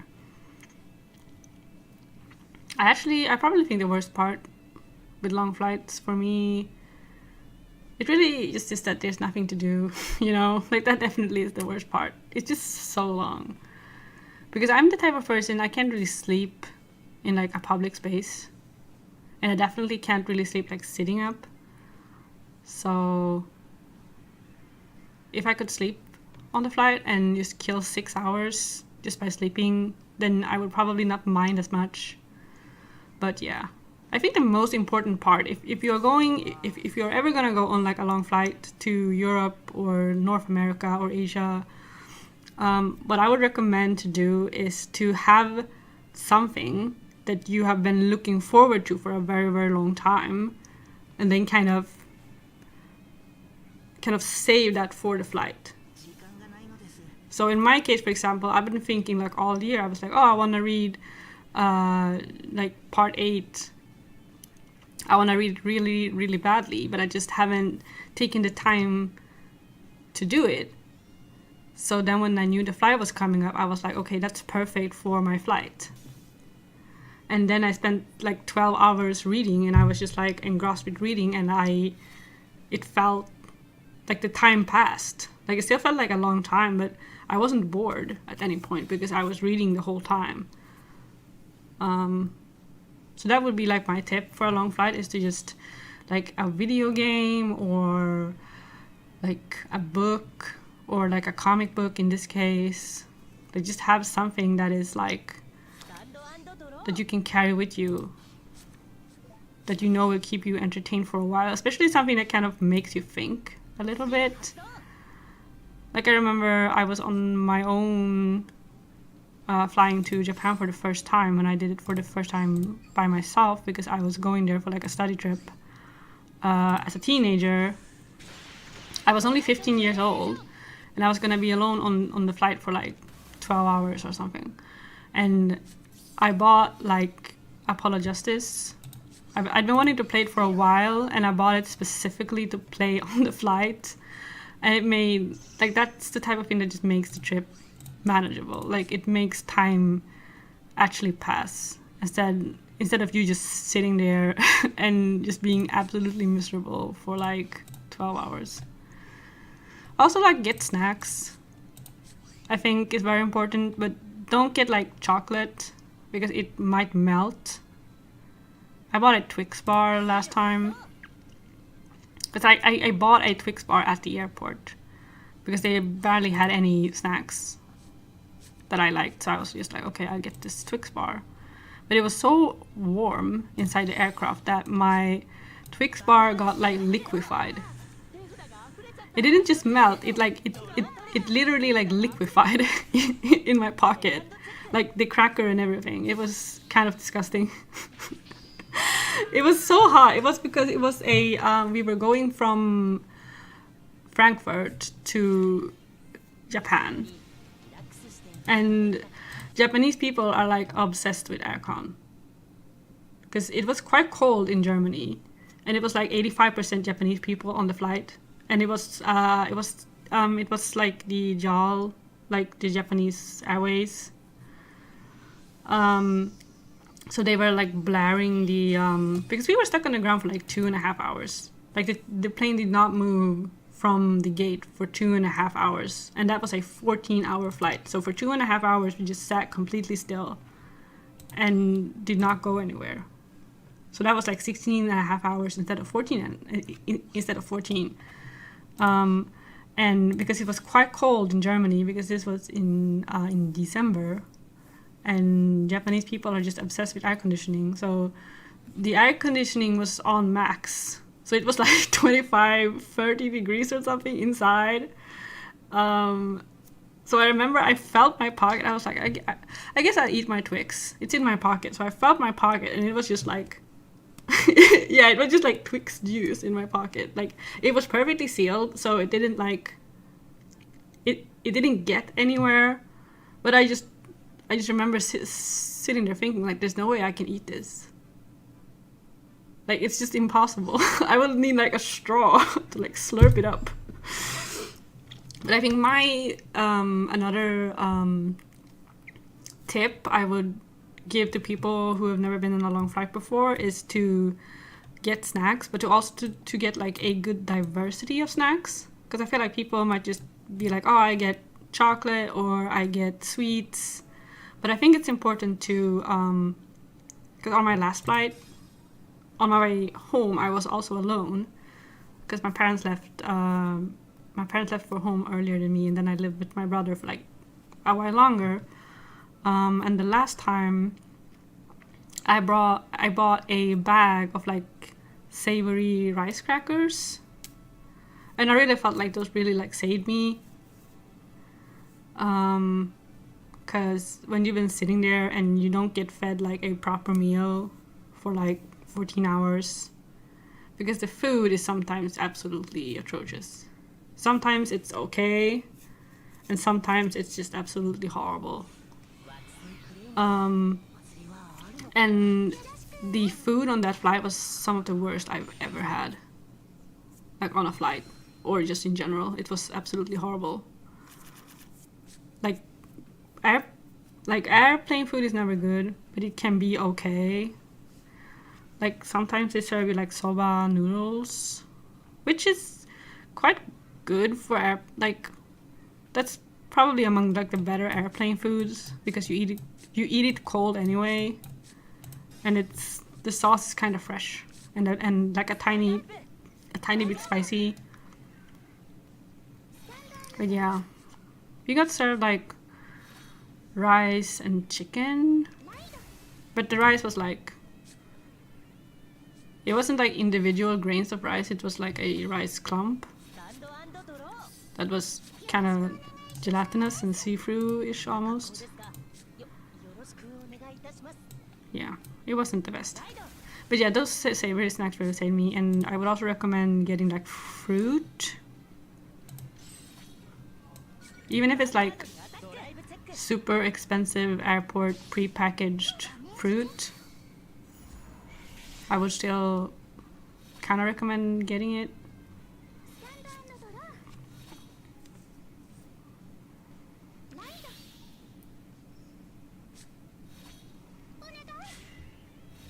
In some places you do get to bring fruit with you in like past security and stuff. It depends on where you're traveling.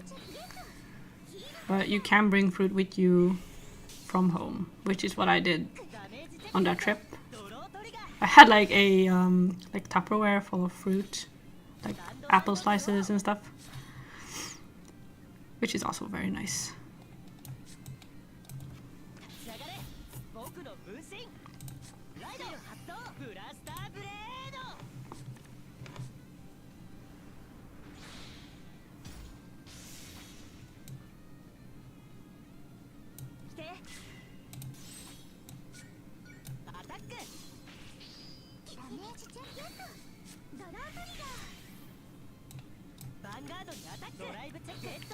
Another thing that's annoying about being on a plane for a long time, my mom always used to say that you need to bring a sweater with you on to the aircraft for a long flight because sometimes it's very cold inside the aircraft. And sometimes it is, and sometimes it's the opposite. Sometimes it's super hot. So that's also just kind of annoying because you want to travel as light as possible. But since you don't know beforehand if it's gonna be a cold flight or a warm flight, it's kind of hard to know. When I was a kid, my dad actually worked at the airport. He worked the night shift at the local airport, and he was like he used to load up the how would you say? First of all, he was one of those people who drive like the little like towing cars that tow the airplanes.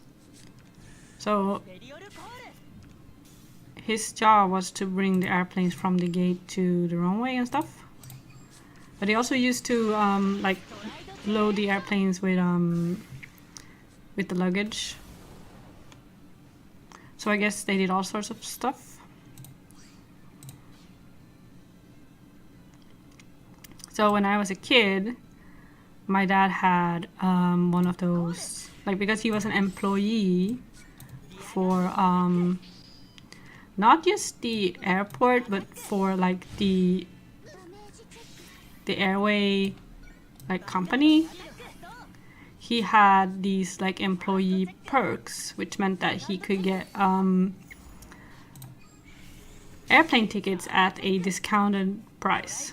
And when I was growing up, my mom was in college and my dad was working like the night shift at the airport, while also like running his own business. So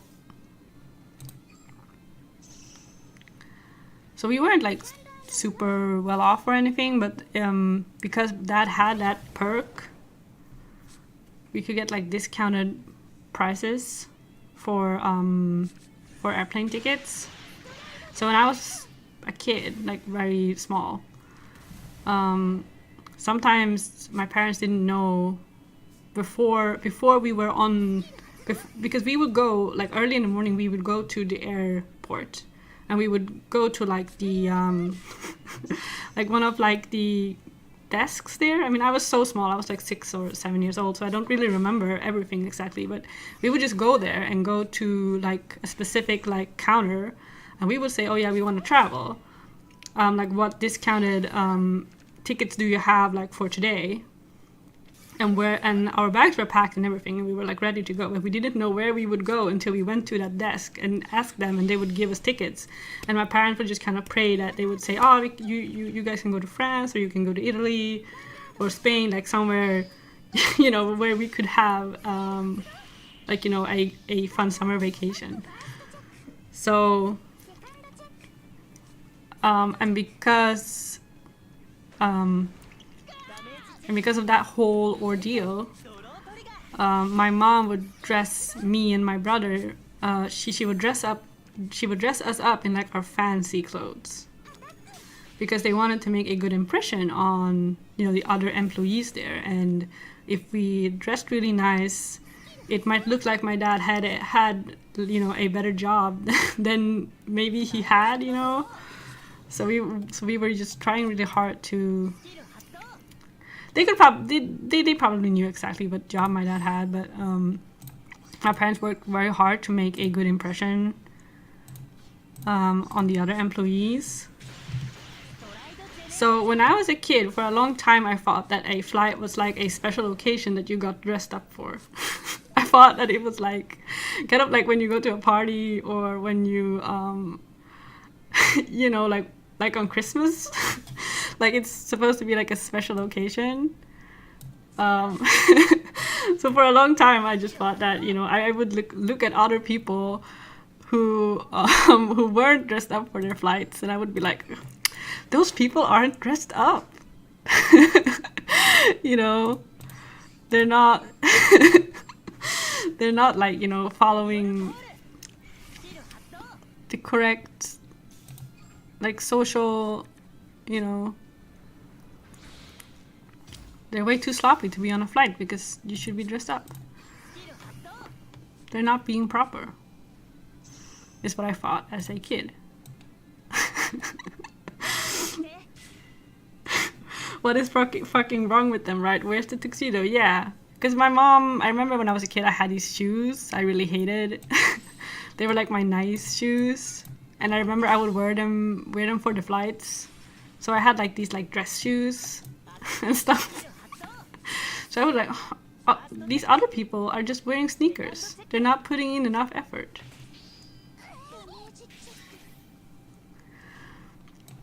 But yeah, I really,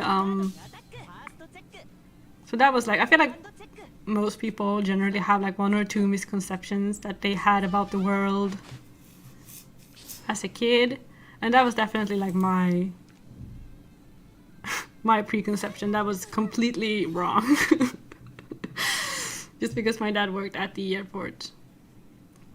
But I feel like that's kind of a fun way to travel. I mean, I wouldn't mind going to the airport and just asking, you know, what tickets do you have today? And just see where I end up, you know?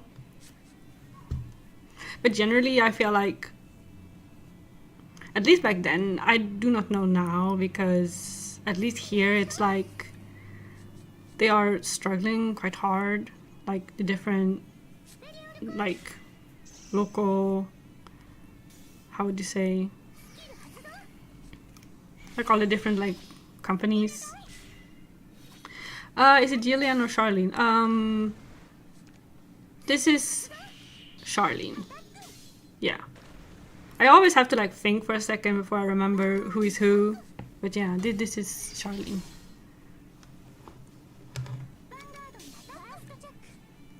I remember it because I remember how I remember who is because they have different voices, right? Like the voice actors are completely different and they sound completely different. So I remember,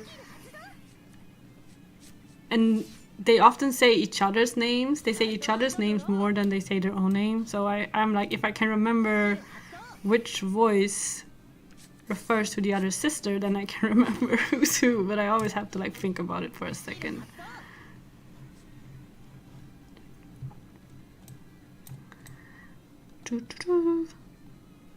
Can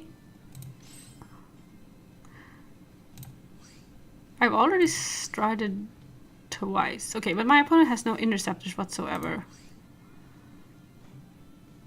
Okay, let's just use this.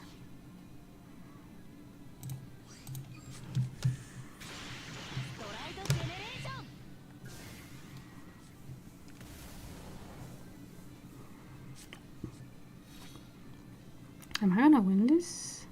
Maybe? I shouldn't say that type of thing. I don't want to jinx it too hard.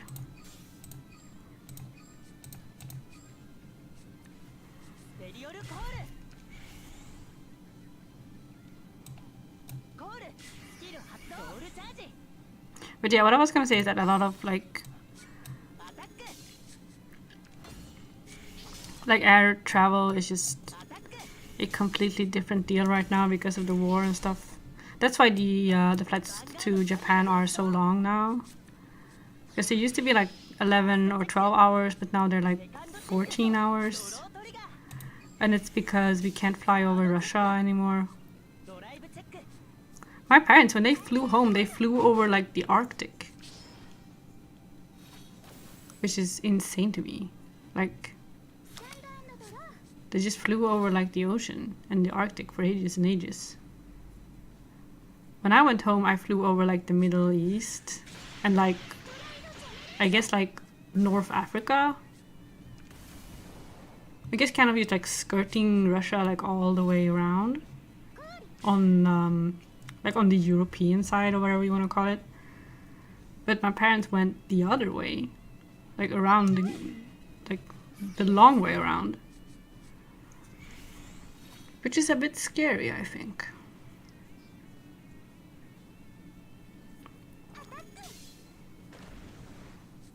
I would definitely prefer to go over like civilized land, or how would you say, like, you know, not just the wilderness and the Arctic, you know, because it's so far away from everything.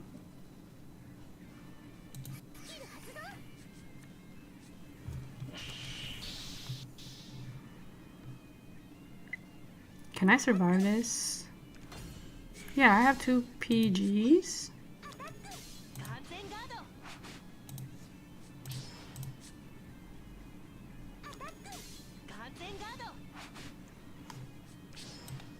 Oops. I keep trying to... Hang on. No, I do not want to activate any of those because I will dick out.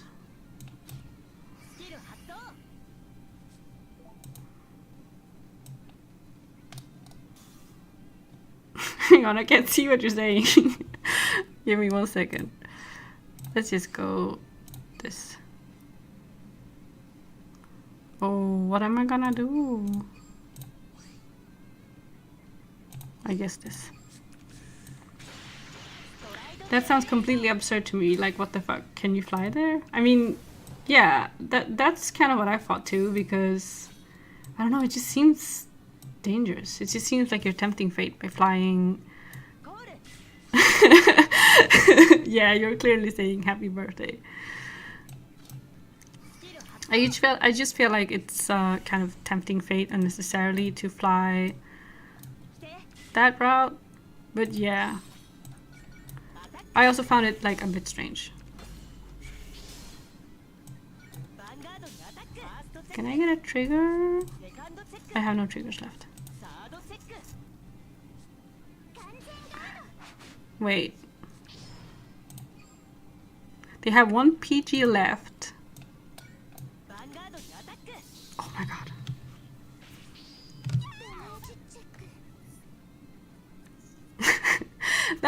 This really felt like, you know, we just tired each other out for like ages and ages. That game felt like it was so long.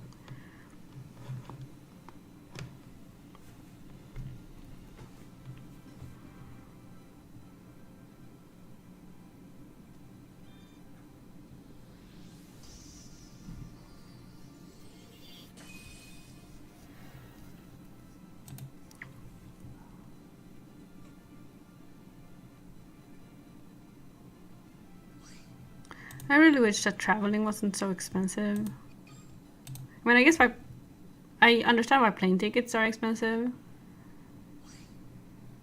I guess.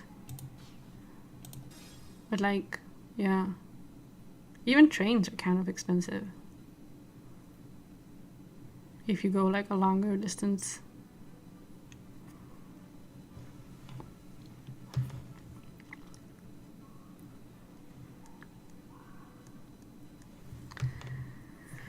Phew, it's been an hour and 45 minutes. So we should be able to play a few more games. Things have definitely gone surprisingly well today. I really didn't think I would be climbing, like, at all.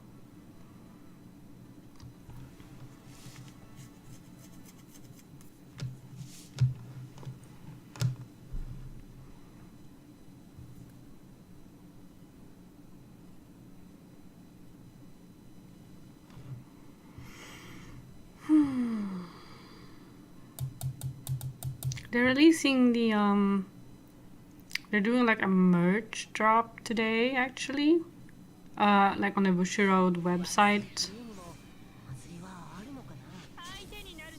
This is this Thai? It's Thai or like Indonesian maybe?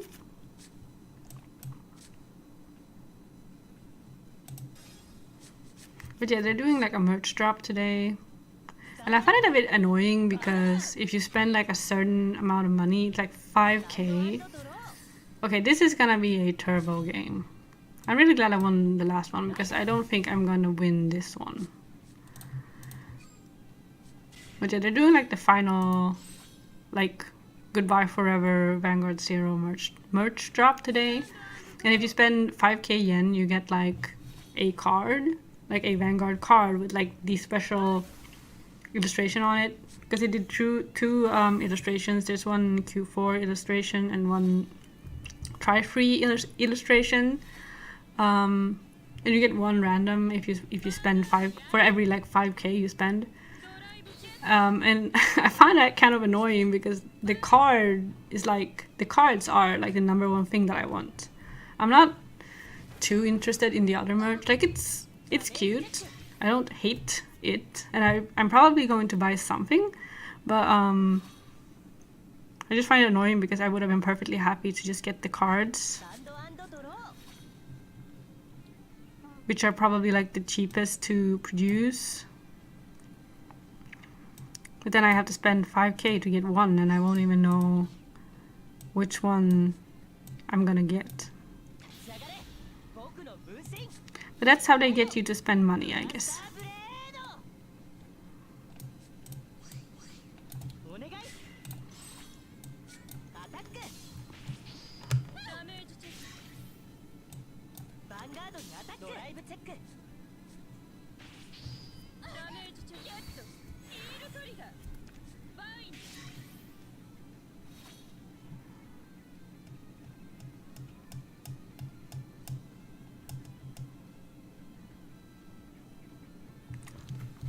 But I also think the merch isn't coming out until like August, so it's on pre-order right now.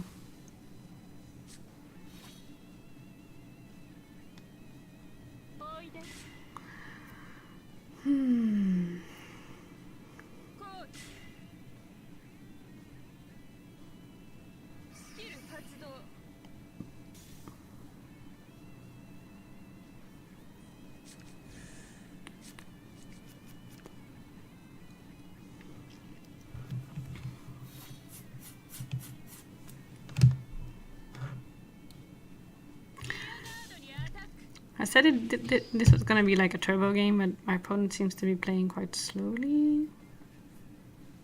Or am I just impatient? Also, a fun thing that happened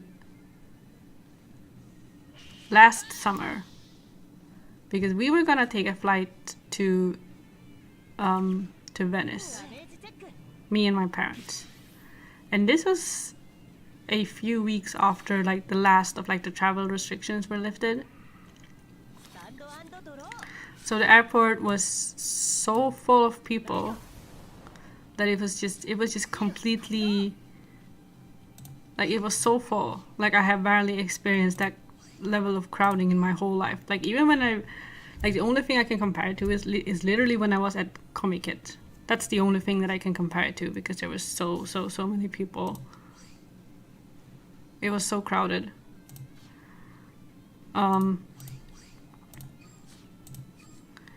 And me and my mom lost my dad because he was gonna park the car. Yeah, it was absolutely crowded. Like the lines for like the baggage drop and stuff, like they were just like, because the Stockholm airport is quite elongated. It's a very kind of long building, as airports tend to be. But like the baggage drop lines were like, they were going like through the entire like the kilometer long building, and it was kind of folding in on itself and just going and going and going. So it was insanely long. And we were scared that we were gonna miss our, because it was on the news. Like there were so many people at the airport at any point during like that week or that weekend or whatever, that it was on the news, and they were literally like warning people, like, because if you're gonna take your flight, you need to be there. Like normally you might need like an hour or 2 hours before your flight, but you might need like 4 or 5 hours to get on your flight because there are so many people. So we were there literally like 2 a.m. in the morning, like 2 or 3 a.m. in the morning to catch a flight that left at like 7 or 8 in the morning because there were so many people. Because Arlanda airport is not like, it's not super huge, I guess. And people were coming from all over the country to fly to places. But we lost my dad because he had to park the car. So while my dad was parking the car, me and my mom went to like the self-service baggage drop machines. And there weren't that much of a line actually. So like for the machines, because there's so many of them, so we were able to like get a machine and like get our luggage tagged and everything. But then, because there were so many people in like the main hall and stuff, they had kind of essentially like barred the doors, so like the security wasn't letting any more people into like that, like the departure. It's not the departure hall, it's like the check, like the baggage drop hall, I guess. So they weren't letting any more people in because there were long lines just to get in. And at some point they just stopped letting people in, so my dad couldn't get in to meet us up in like the by the baggage drop. And obviously when we drop the baggage, he needs to be there with his passport to drop his bag. So when he finally arrived, he admitted that he had gone, because he used to work there. He knows like the like the employees only allowed like back doors. So he went through a back door that he used to use when he worked there. So he went through like a back door to get to us. So he snuck past security through a back door because apparently it was unlocked. Sorry, that's my phone. Why is it going off? Why can't I turn it off? Sorry. Very sorry about that. It's Thursdays and I normally have class at this time, so that's why. Yeah, he literally went to the back rooms. And he came up to us and he was like, "Don't tell anyone, but I went through the back rooms and they were unlocked, so I managed to get here." We were like, okay, thank God. So, you know, otherwise we might have not made it to the flight. Oh, I also remember when we were going to the airport, they had like a roadblock before the airport. So that also took extra time. So we had to sit in the roadblock and the police were talking. Like for some reason they were talking to every single person. Like they were stopping every single car. For some reason. It might have been some security stuff, or maybe they were just like, you know, because of the chaos at the airport, they were trying to like minimize the chaos to a degree by, you know,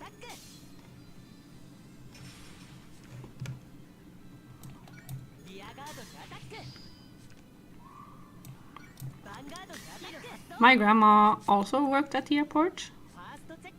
So when I was younger, I always thought, you know, if I am ever in a position in my life where I just don't know what to do and I do not have a job. Oh my god, I'm getting so lucky with triggers. Then maybe I could just try and get a job at like the airport. Because I have you have family history working there. And I do speak 3 languages. So that might help.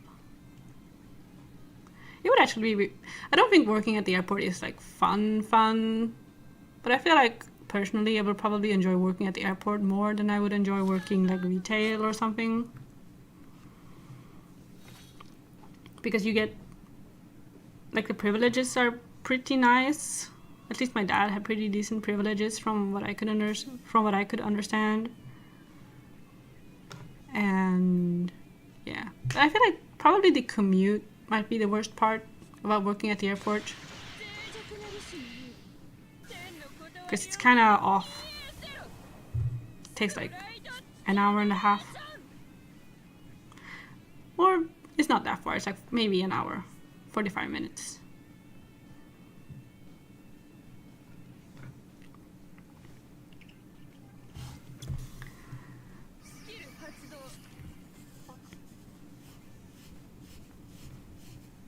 Airports also, I mean, I guess they kind of have like a fun vibe.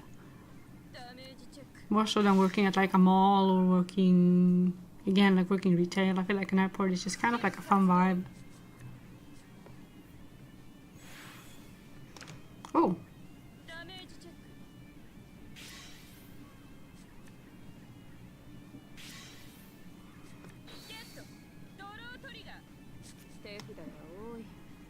They also, people like the airport, like the ground personnel, like the, how's it called? Like the ground stewardess? Because in Swedish it's literally like ground stewardess and air stewardess. Stewardess. I don't know what it's called in English. But they get to ride around on those funny little, like, they have those little like vehicles. They're like golf carts. They have golf carts, and they also have those like yeah, they have all kinds of little like vehicles they get to ride around in inside the airport. And I feel like it's like kind of like a common, you know, experience among people in general that everyone wants to ride one of those. And I'm definitely that kind of person. I mean, it's kind of like a go-kart, you know? I want to ride in a go-kart. And they get to wear uniforms, which is also kind of cool.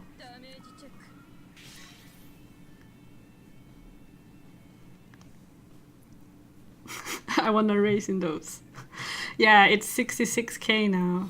She's just damage checking forever.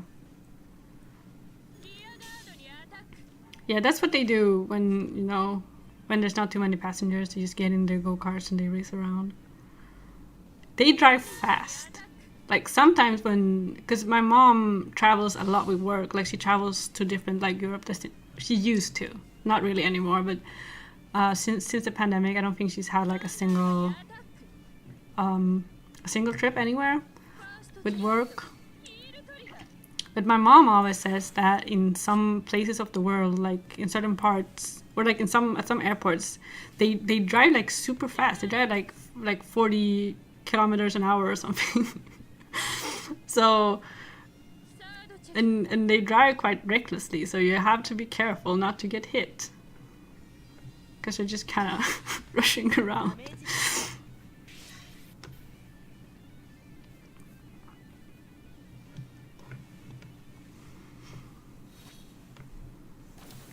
How many did she manage to bind?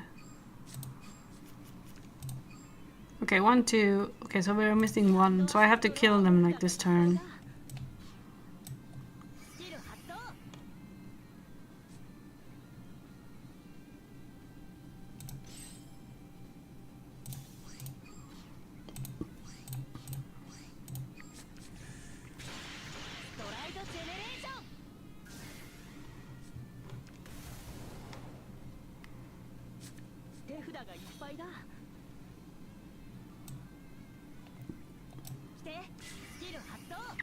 Gonna activate this.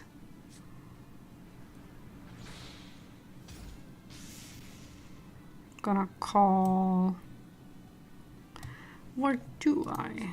I guess I should call here instead. Is he?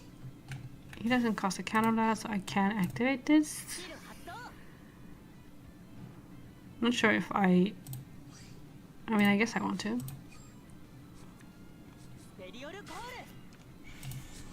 Activate this. I'm gonna draw again now, right?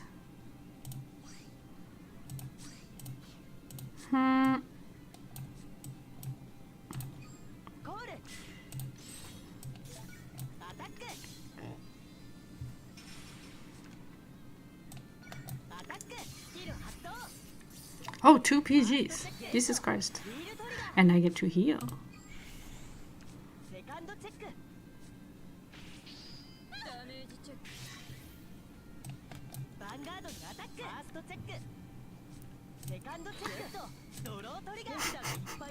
Drawing at this point isn't really super necessary. Oh wow.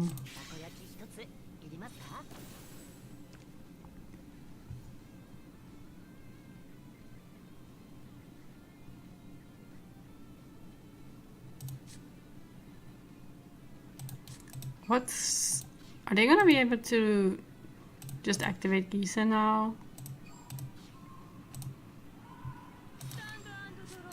Is that how this works? Because they are still missing 1. No, wait. Am I?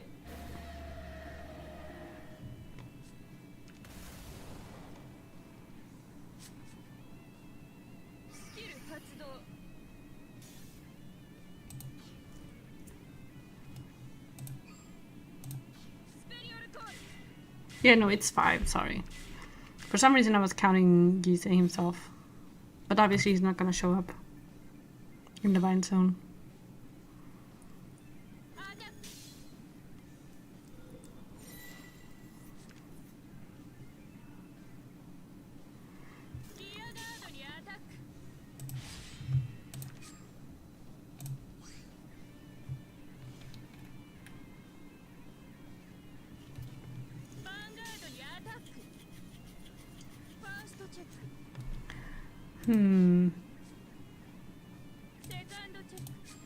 I mean, obviously I'm not gonna die from this. We've only seen 1 PG, so I'm kinda... yeah.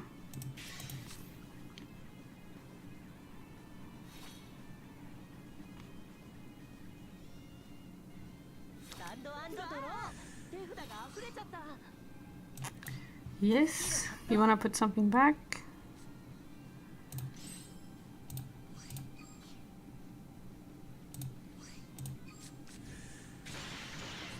Let's use cancel out for the critical. It's probably not gonna make a difference, but ooh. Okay, I did not want a soul charge there, but I guess the power is like fine. No.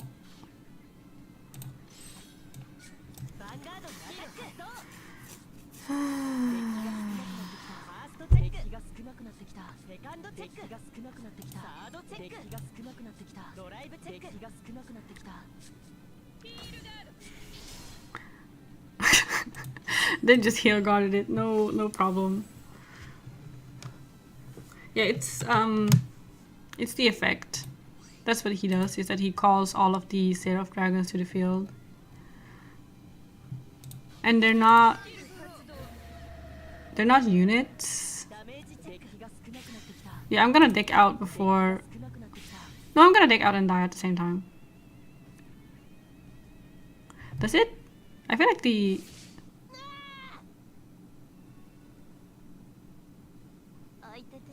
Yeah, the deck out registers first, which is kind of interesting. I mean, it makes sense. So I technically died from deck out.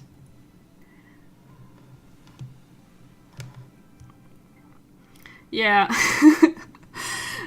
It's also kind of funny because in the event that your 6th damage is a draw trigger and you only have 1 card left in your deck, then you also technically lose by deck out, because the game checks for trigger effects before it checks for the damage in the damage zone.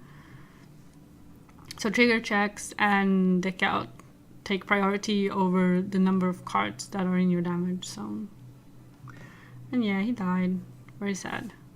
It's his birthday, so I think I mean it's not his birthday anymore. But considering that we're trying to celebrate, I think people should be more respectful.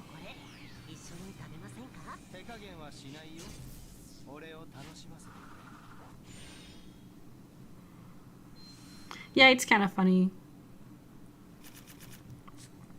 It all has to do with like the priority of the different effects, obviously. But Vanguard is generally quite like, it's a bit more flexible generally with like effect priorities and things like that. But when it comes to like triggers and damage and stuff, it's quite rigid. Like, yeah.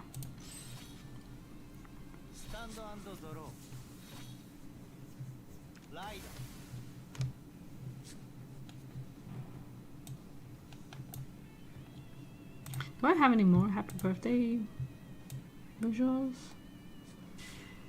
I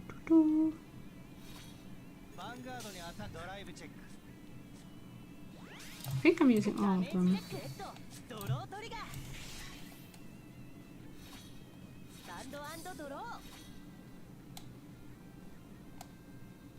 Yes, that's too bad.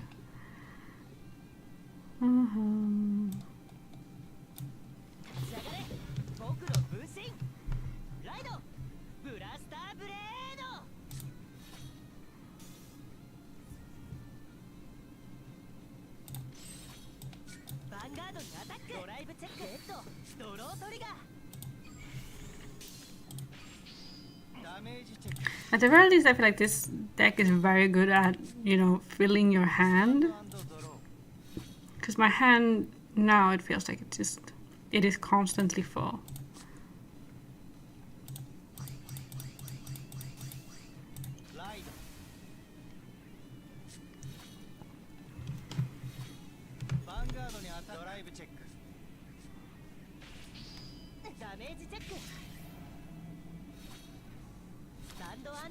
Since I've been talking so much about flying, I guess I also want to say that I feel like going on like a road trip, like a car vacation, is also very fun, I think.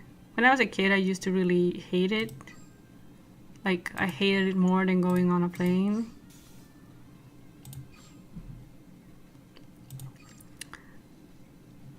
But now that I'm a grown-up, I kind of feel, I mean, I still don't enjoy, like, I still don't super enjoy, wait, do I get to call 2? I keep mixing up the effects. Yeah, I get to call 2. Yeah, I have to remember, it lets me call 2.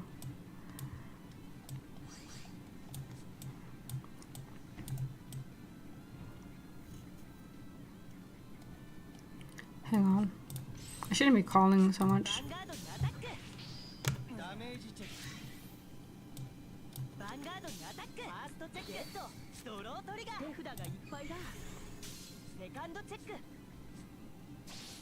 I feel like I probably told you this story before, but when we were in Italy last summer, like again, this is the same trip.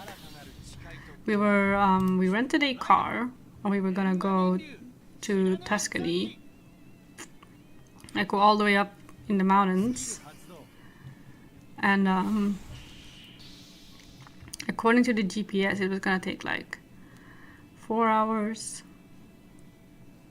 but it was almost exclusively these little like serpentine roads that had no speed limit. So the GPS or Google Maps or whatever thought that no speed limit meant that we could go like 200 miles per hour. Or I guess 200 like kilometers per hour. Even though we were traveling on these very, very narrow high mountain roads. So it ended up taking like 8 hours instead of 7 hours. Sorry, 8 hours instead of 4 hours. I remember sitting there because I was in the front seat for a good portion of the trip. And I remember sitting there and looking at the GPS. And it just didn't move. Like, the counter that was said like, oh, to your destination is like 3 hours and 45 minutes. And it just didn't move. Like, it didn't change. It didn't tick down. Like, sometimes it would like tick up. Yeah. The GPS voice was like, floor it, bitch. Yeah. It definitely would have been a lot faster if, you know, if you are a local, it's definitely faster because you know exactly what turns are, you know, are where they are. But when you don't know, and it's just these narrow, steep mountain roads with these very, like, sometimes the turns are like super sudden, and since they go like along like the mountain like wall or whatever, sometimes you cannot see anything like straight ahead of you. So every time you turn, you're just kind of hoping and praying that there won't be like an Italian doing like 200 miles per hour, like just coming roaring against you. Because some of the locals were definitely driving very fast. But that's not something you can do, you know, as a tourist.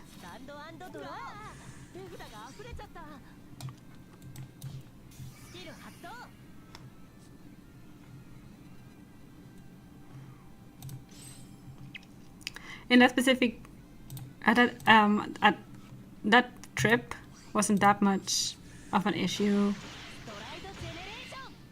Like overall, I think we still had a great time because it was so very like beautiful, and there were so many things to like look at. So like it was okay. I mean, I didn't mind those 8 hours. It was fine. But imagine if we'd been like in a hurry. Then that would have been very bad. It could have been like devastating. Oh wait, no, I don't have any blaster blades to give resist to. Oh.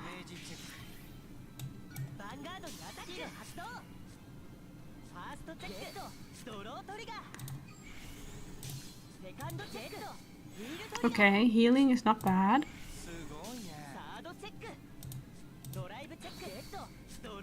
Jesus.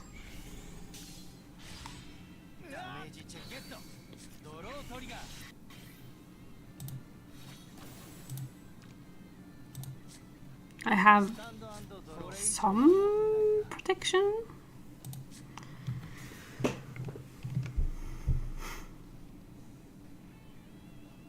So yeah, even though technology is constantly improving, I feel like, you know, GPSs and stuff, they're not always super reliable. I always have such an issue with Google Maps. I feel like it's so slow. I end up going in the wrong direction for way too long before I realize that I've been going in the wrong direction. It's also very stupid that even though Google Maps runs on GPS, you still need the internet to connect to it, which is very silly. It should just connect, I think, and show you where you are.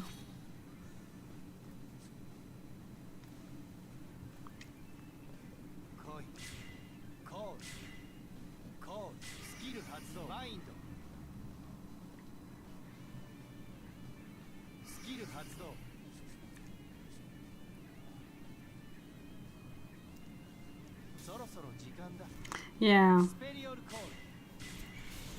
Because the good thing with GPS is that you don't need the internet. Like, that's the whole point.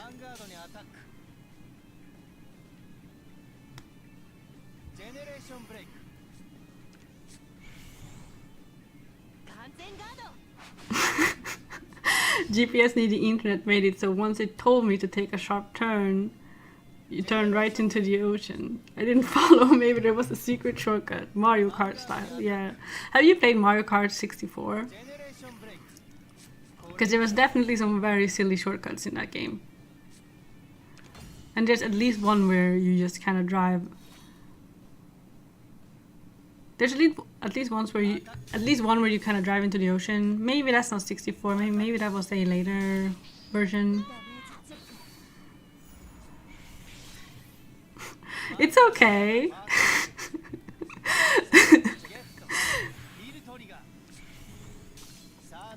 Maybe you play the other Mario Karts. It's fine. Or one of them at least. But Mario Kart 64, there was one like beach stage that had a really stupid shortcut where you were supposed to go up on like a super narrow, very long ramp. And then you were supposed to like fly off the ramp into like a hole in the mountain, like a super narrow tunnel. And you were supposed to go through the tunnel. Yeah. And I remember as a kid I tried to do it like a million times. But I couldn't because it was way too hard. Video games were just kind of different back then, I guess.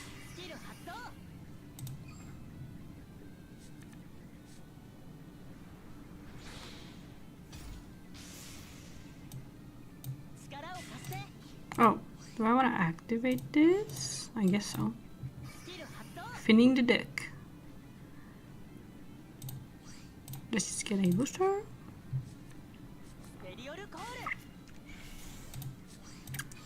Yeah, Mario Kart 64 was at the time it was a very fun game. I played it quite a lot.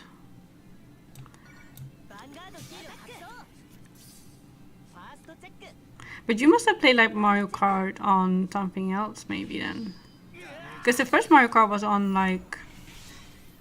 It wasn't Game Boy... No, not Game Boy Advance. That's not... It was like a handheld. Or was it on the SNES?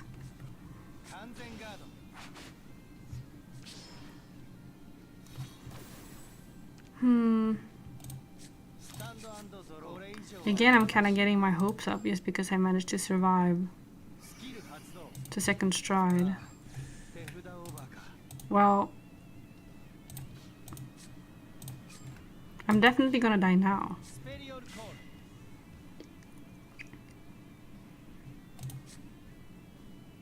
Unless my opponent just misplays completely, but that's not gonna happen.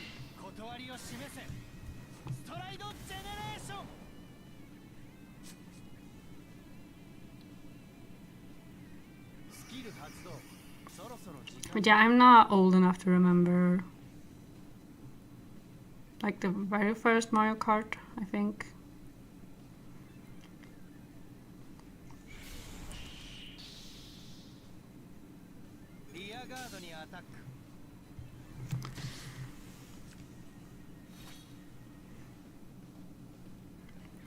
I've been doing like some belated spring cleaning, I guess. Oh god, no, oh my god, they timed out. Are you kidding me?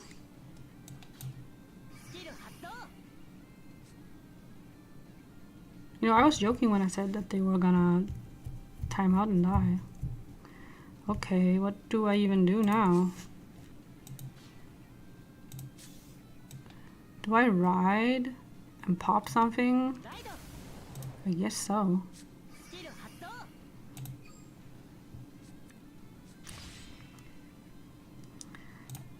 You...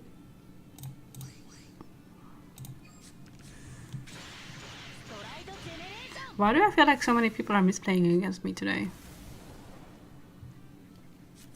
Is it just that kind of day?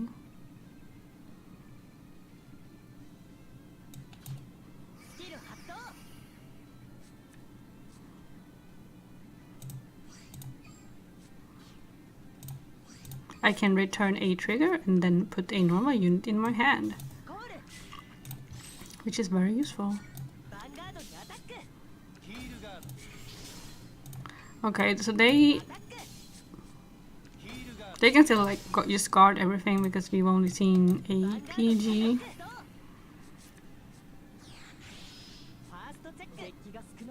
Oh my god, I'm dicking out. Oh no! It just keeps going. Yeah, they PG'd.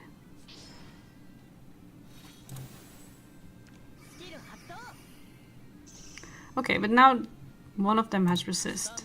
Wait, can he give both of them resist? Should I have called both? God, am I...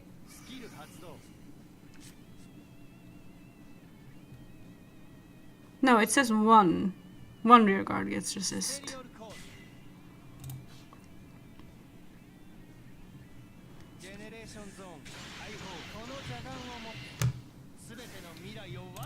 I do have 2 PGs, but I don't think it's enough. And even then, my opponent might just time out again, honestly. Yeah. Oh my god. I should not have won that. That felt very, very unlucky for my opponent.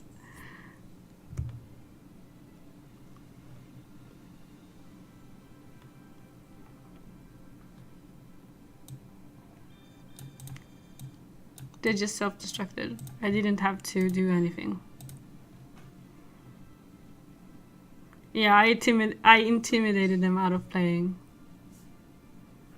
But I feel like Nubatama is a hard deck to run out of time with, because I think they have so many skills that activate like in the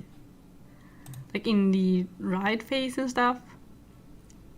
And they kind of have to activate them. Probably. They might be optional, I'm not sure. So once you timed out once, like in this case, I feel like unless you just skip everything and just skip ahead straight to like the battle phase, there's a chance that you might not be able to like you just dig out. Sorry, you just time out like no matter what you do. Oh, it's been almost an hour since I last checked time. Jesus. Maybe this is a good time to end. Maybe we should try one more.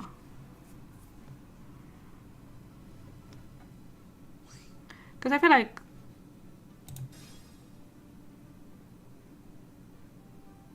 this is around the time of day when people stop playing anyway.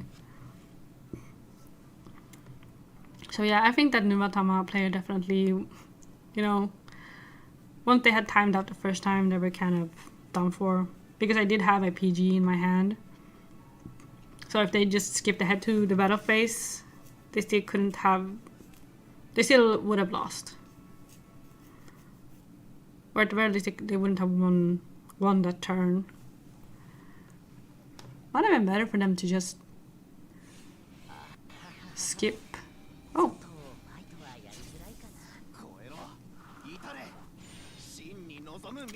Okay, this is gonna be the last game for sure. Because I wasn't gonna play that long today, I don't think. Well, that wasn't my plan. Yeah, win is a win. And they certainly fumbled at the end. So, you know. The losing by timeout is so painful. It has definitely happened to me more than a few times.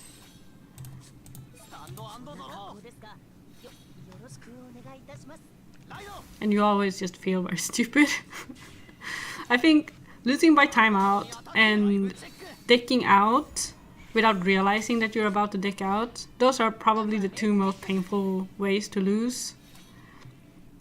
And both of those have definitely happened to me. I think especially when you dick out without realizing what is about to happen.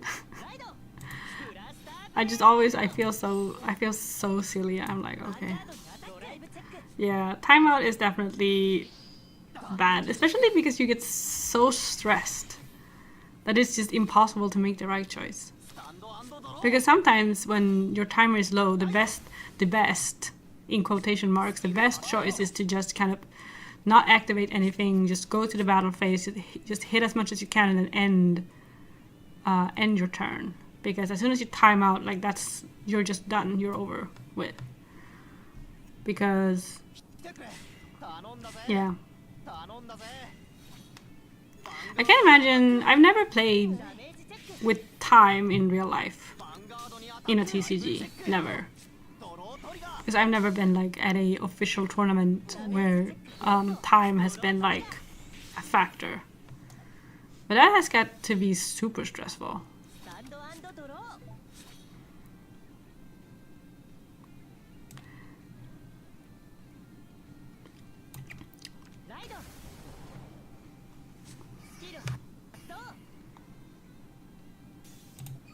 I do feel like maybe I'm more likely to make a stupid mistake in Vanguard 0 because everything is just, everything is just one click of a button, which means that, you're more likely to make a hasty decision that is wrong. Whereas in real life, it's like, do I want to play this card or do I not want to play this card? As I'm in like the physical motion of putting the card onto the table, I can be like, wait, no, this is not the right choice. But if I play Vanguard 0, at that point it would already be too late. So I feel like maybe time can be easier in real life because it's just more real and you don't have to like click through a bunch of menus while you're super stressed out. Instead you can just say, okay, no, I skip my stride and I go into battle. So maybe, at least in that situation, it might be a tiny bit easier, but I also know that in real life there's all sorts of different like distractions going on, and yeah. Like doing like the guard step in the Vanguard, like the TCG, when you're on a time limit, like that would absolutely destroy me. Like I would just self-destruct. Because I would not be able to do math at like a time limit. Because sometimes in the guard step, even when I don't have a timer, my brain will just kind of stop working.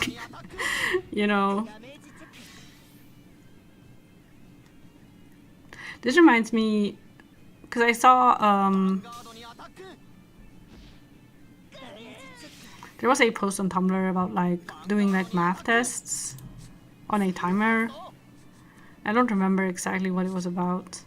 It was probably about smoking weed and then being forced to do like a 9th grade math test. And I have never been in that situation, and I never plan to be in that situation in any way, shape, or form.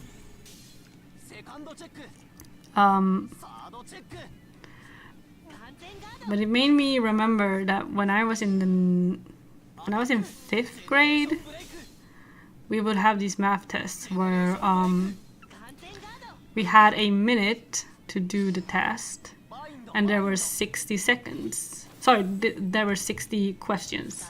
So we were supposed to answer one math problem per second.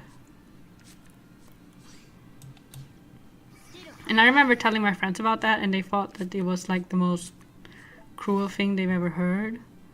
But I guess that's just kind of like when people talk about, normalizing things based on your experiences. When I was a kid, I just thought that was what everyone did in school, I guess. But yeah, that was definitely detrimental to my my ability to do math. And definitely if I had to do like the Vanguard guard step with a timer, it would give me like a major flashback to that moment in my life for sure. Okay, I definitely misplayed there because I thought, yeah. Okay, whatever. Do I activate this? I guess. He's gonna counter charge, so I guess I can activate it.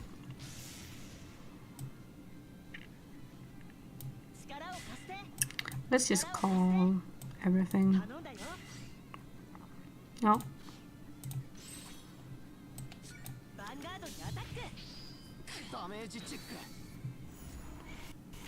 Why you gotta get a trigger for, huh?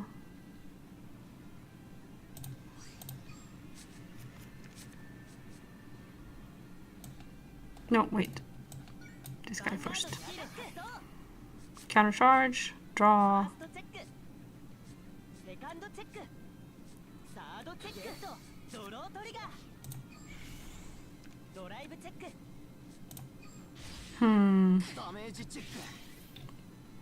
I keep thinking I kind of want to draw crits in this. What does that mean? Are you gonna kill me? I guess it means that they're gonna try to kill me.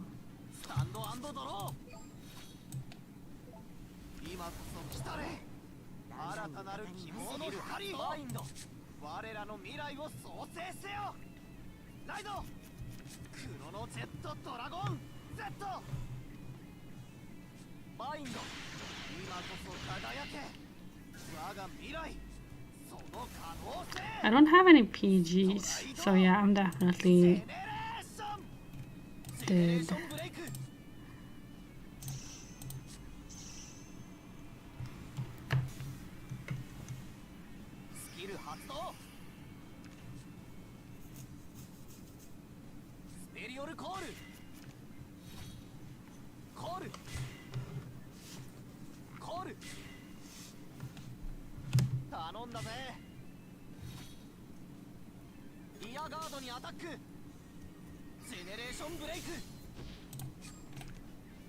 I do have free heal triggers, but I'm not gonna get ahead of myself.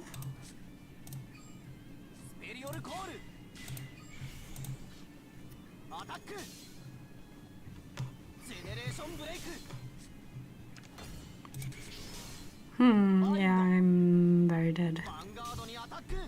Very much so.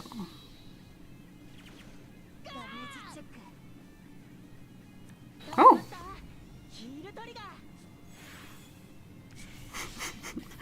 Okay, now I just need to check 2 more.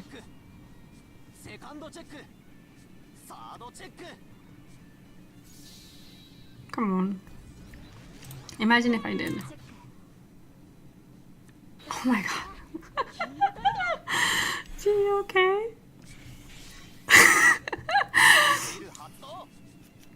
Why did I put a interceptor back? Come on, there is one more.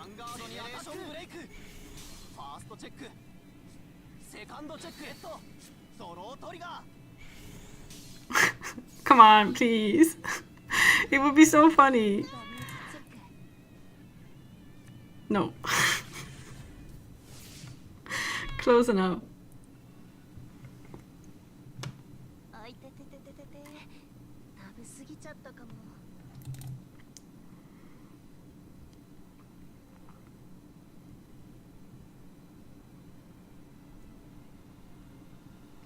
It's a holy day today, but despite that, we didn't get to see a miracle at the very end. My disappointment is immeasurable and my day is ruined. Oh, 196! Okay.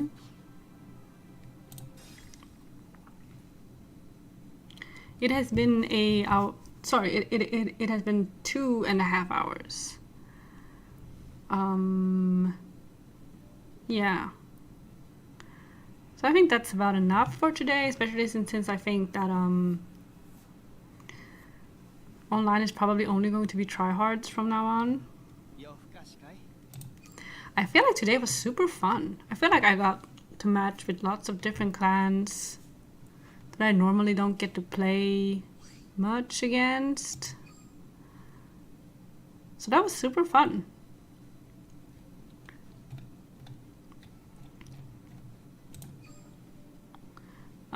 And I even managed to like climb, which has shocked me. And I feel like the deck also was more fun than I thought it would be. Because I was kind of prepared to it being, how would you say, kind of overtly simple. Because all you do is you just recycle Blaster Blade constantly and you don't do anything else. But it was a lot more fun than I thought it would be. Probably just because it's a bit different from everything else. I haven't played Royal Paladin, like Blaster's Royal Paladin, in ages and ages. So I guess that was, you know, it was interesting. I really liked it. I'm probably gonna try and stream again on Saturday. Like around this time probably.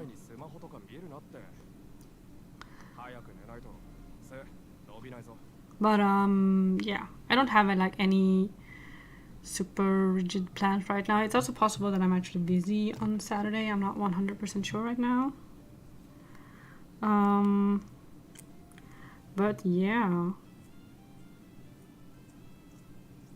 it's summer. I tend to be a bit busier in the summer, or like there's more stuff going on, like national holidays and my family having more time off, which means stuff happening, you know. But yeah, I'm definitely gonna try and just keep streaming throughout the month. It's the 8th of June today, so we have about 22 more days of Vanguard 0. So a little over 3 weeks time. So yeah, I feel like 2 streams per week would be like the minimum of what I need to do if I want to do everything I want to do. But yeah. Yeah, probably Saturday. If not Saturday, then maybe Monday? I don't know. It would be fun to do like a midnight stream again. It's kind of wrecks me completely to play from midnight to like 3 a.m. So I might not do it again for a while, but definitely before the app shuts down, it would be fun to do like a whole, like an all-nighter of streaming, maybe? Probably, maybe? I don't know. But yeah, thank you so much for watching. And probably we'll have one more stream before the weekends. And if not, next week, I'm definitely gonna stream. So yeah, thanks again, and I'll play again soon some other time. Goodbye!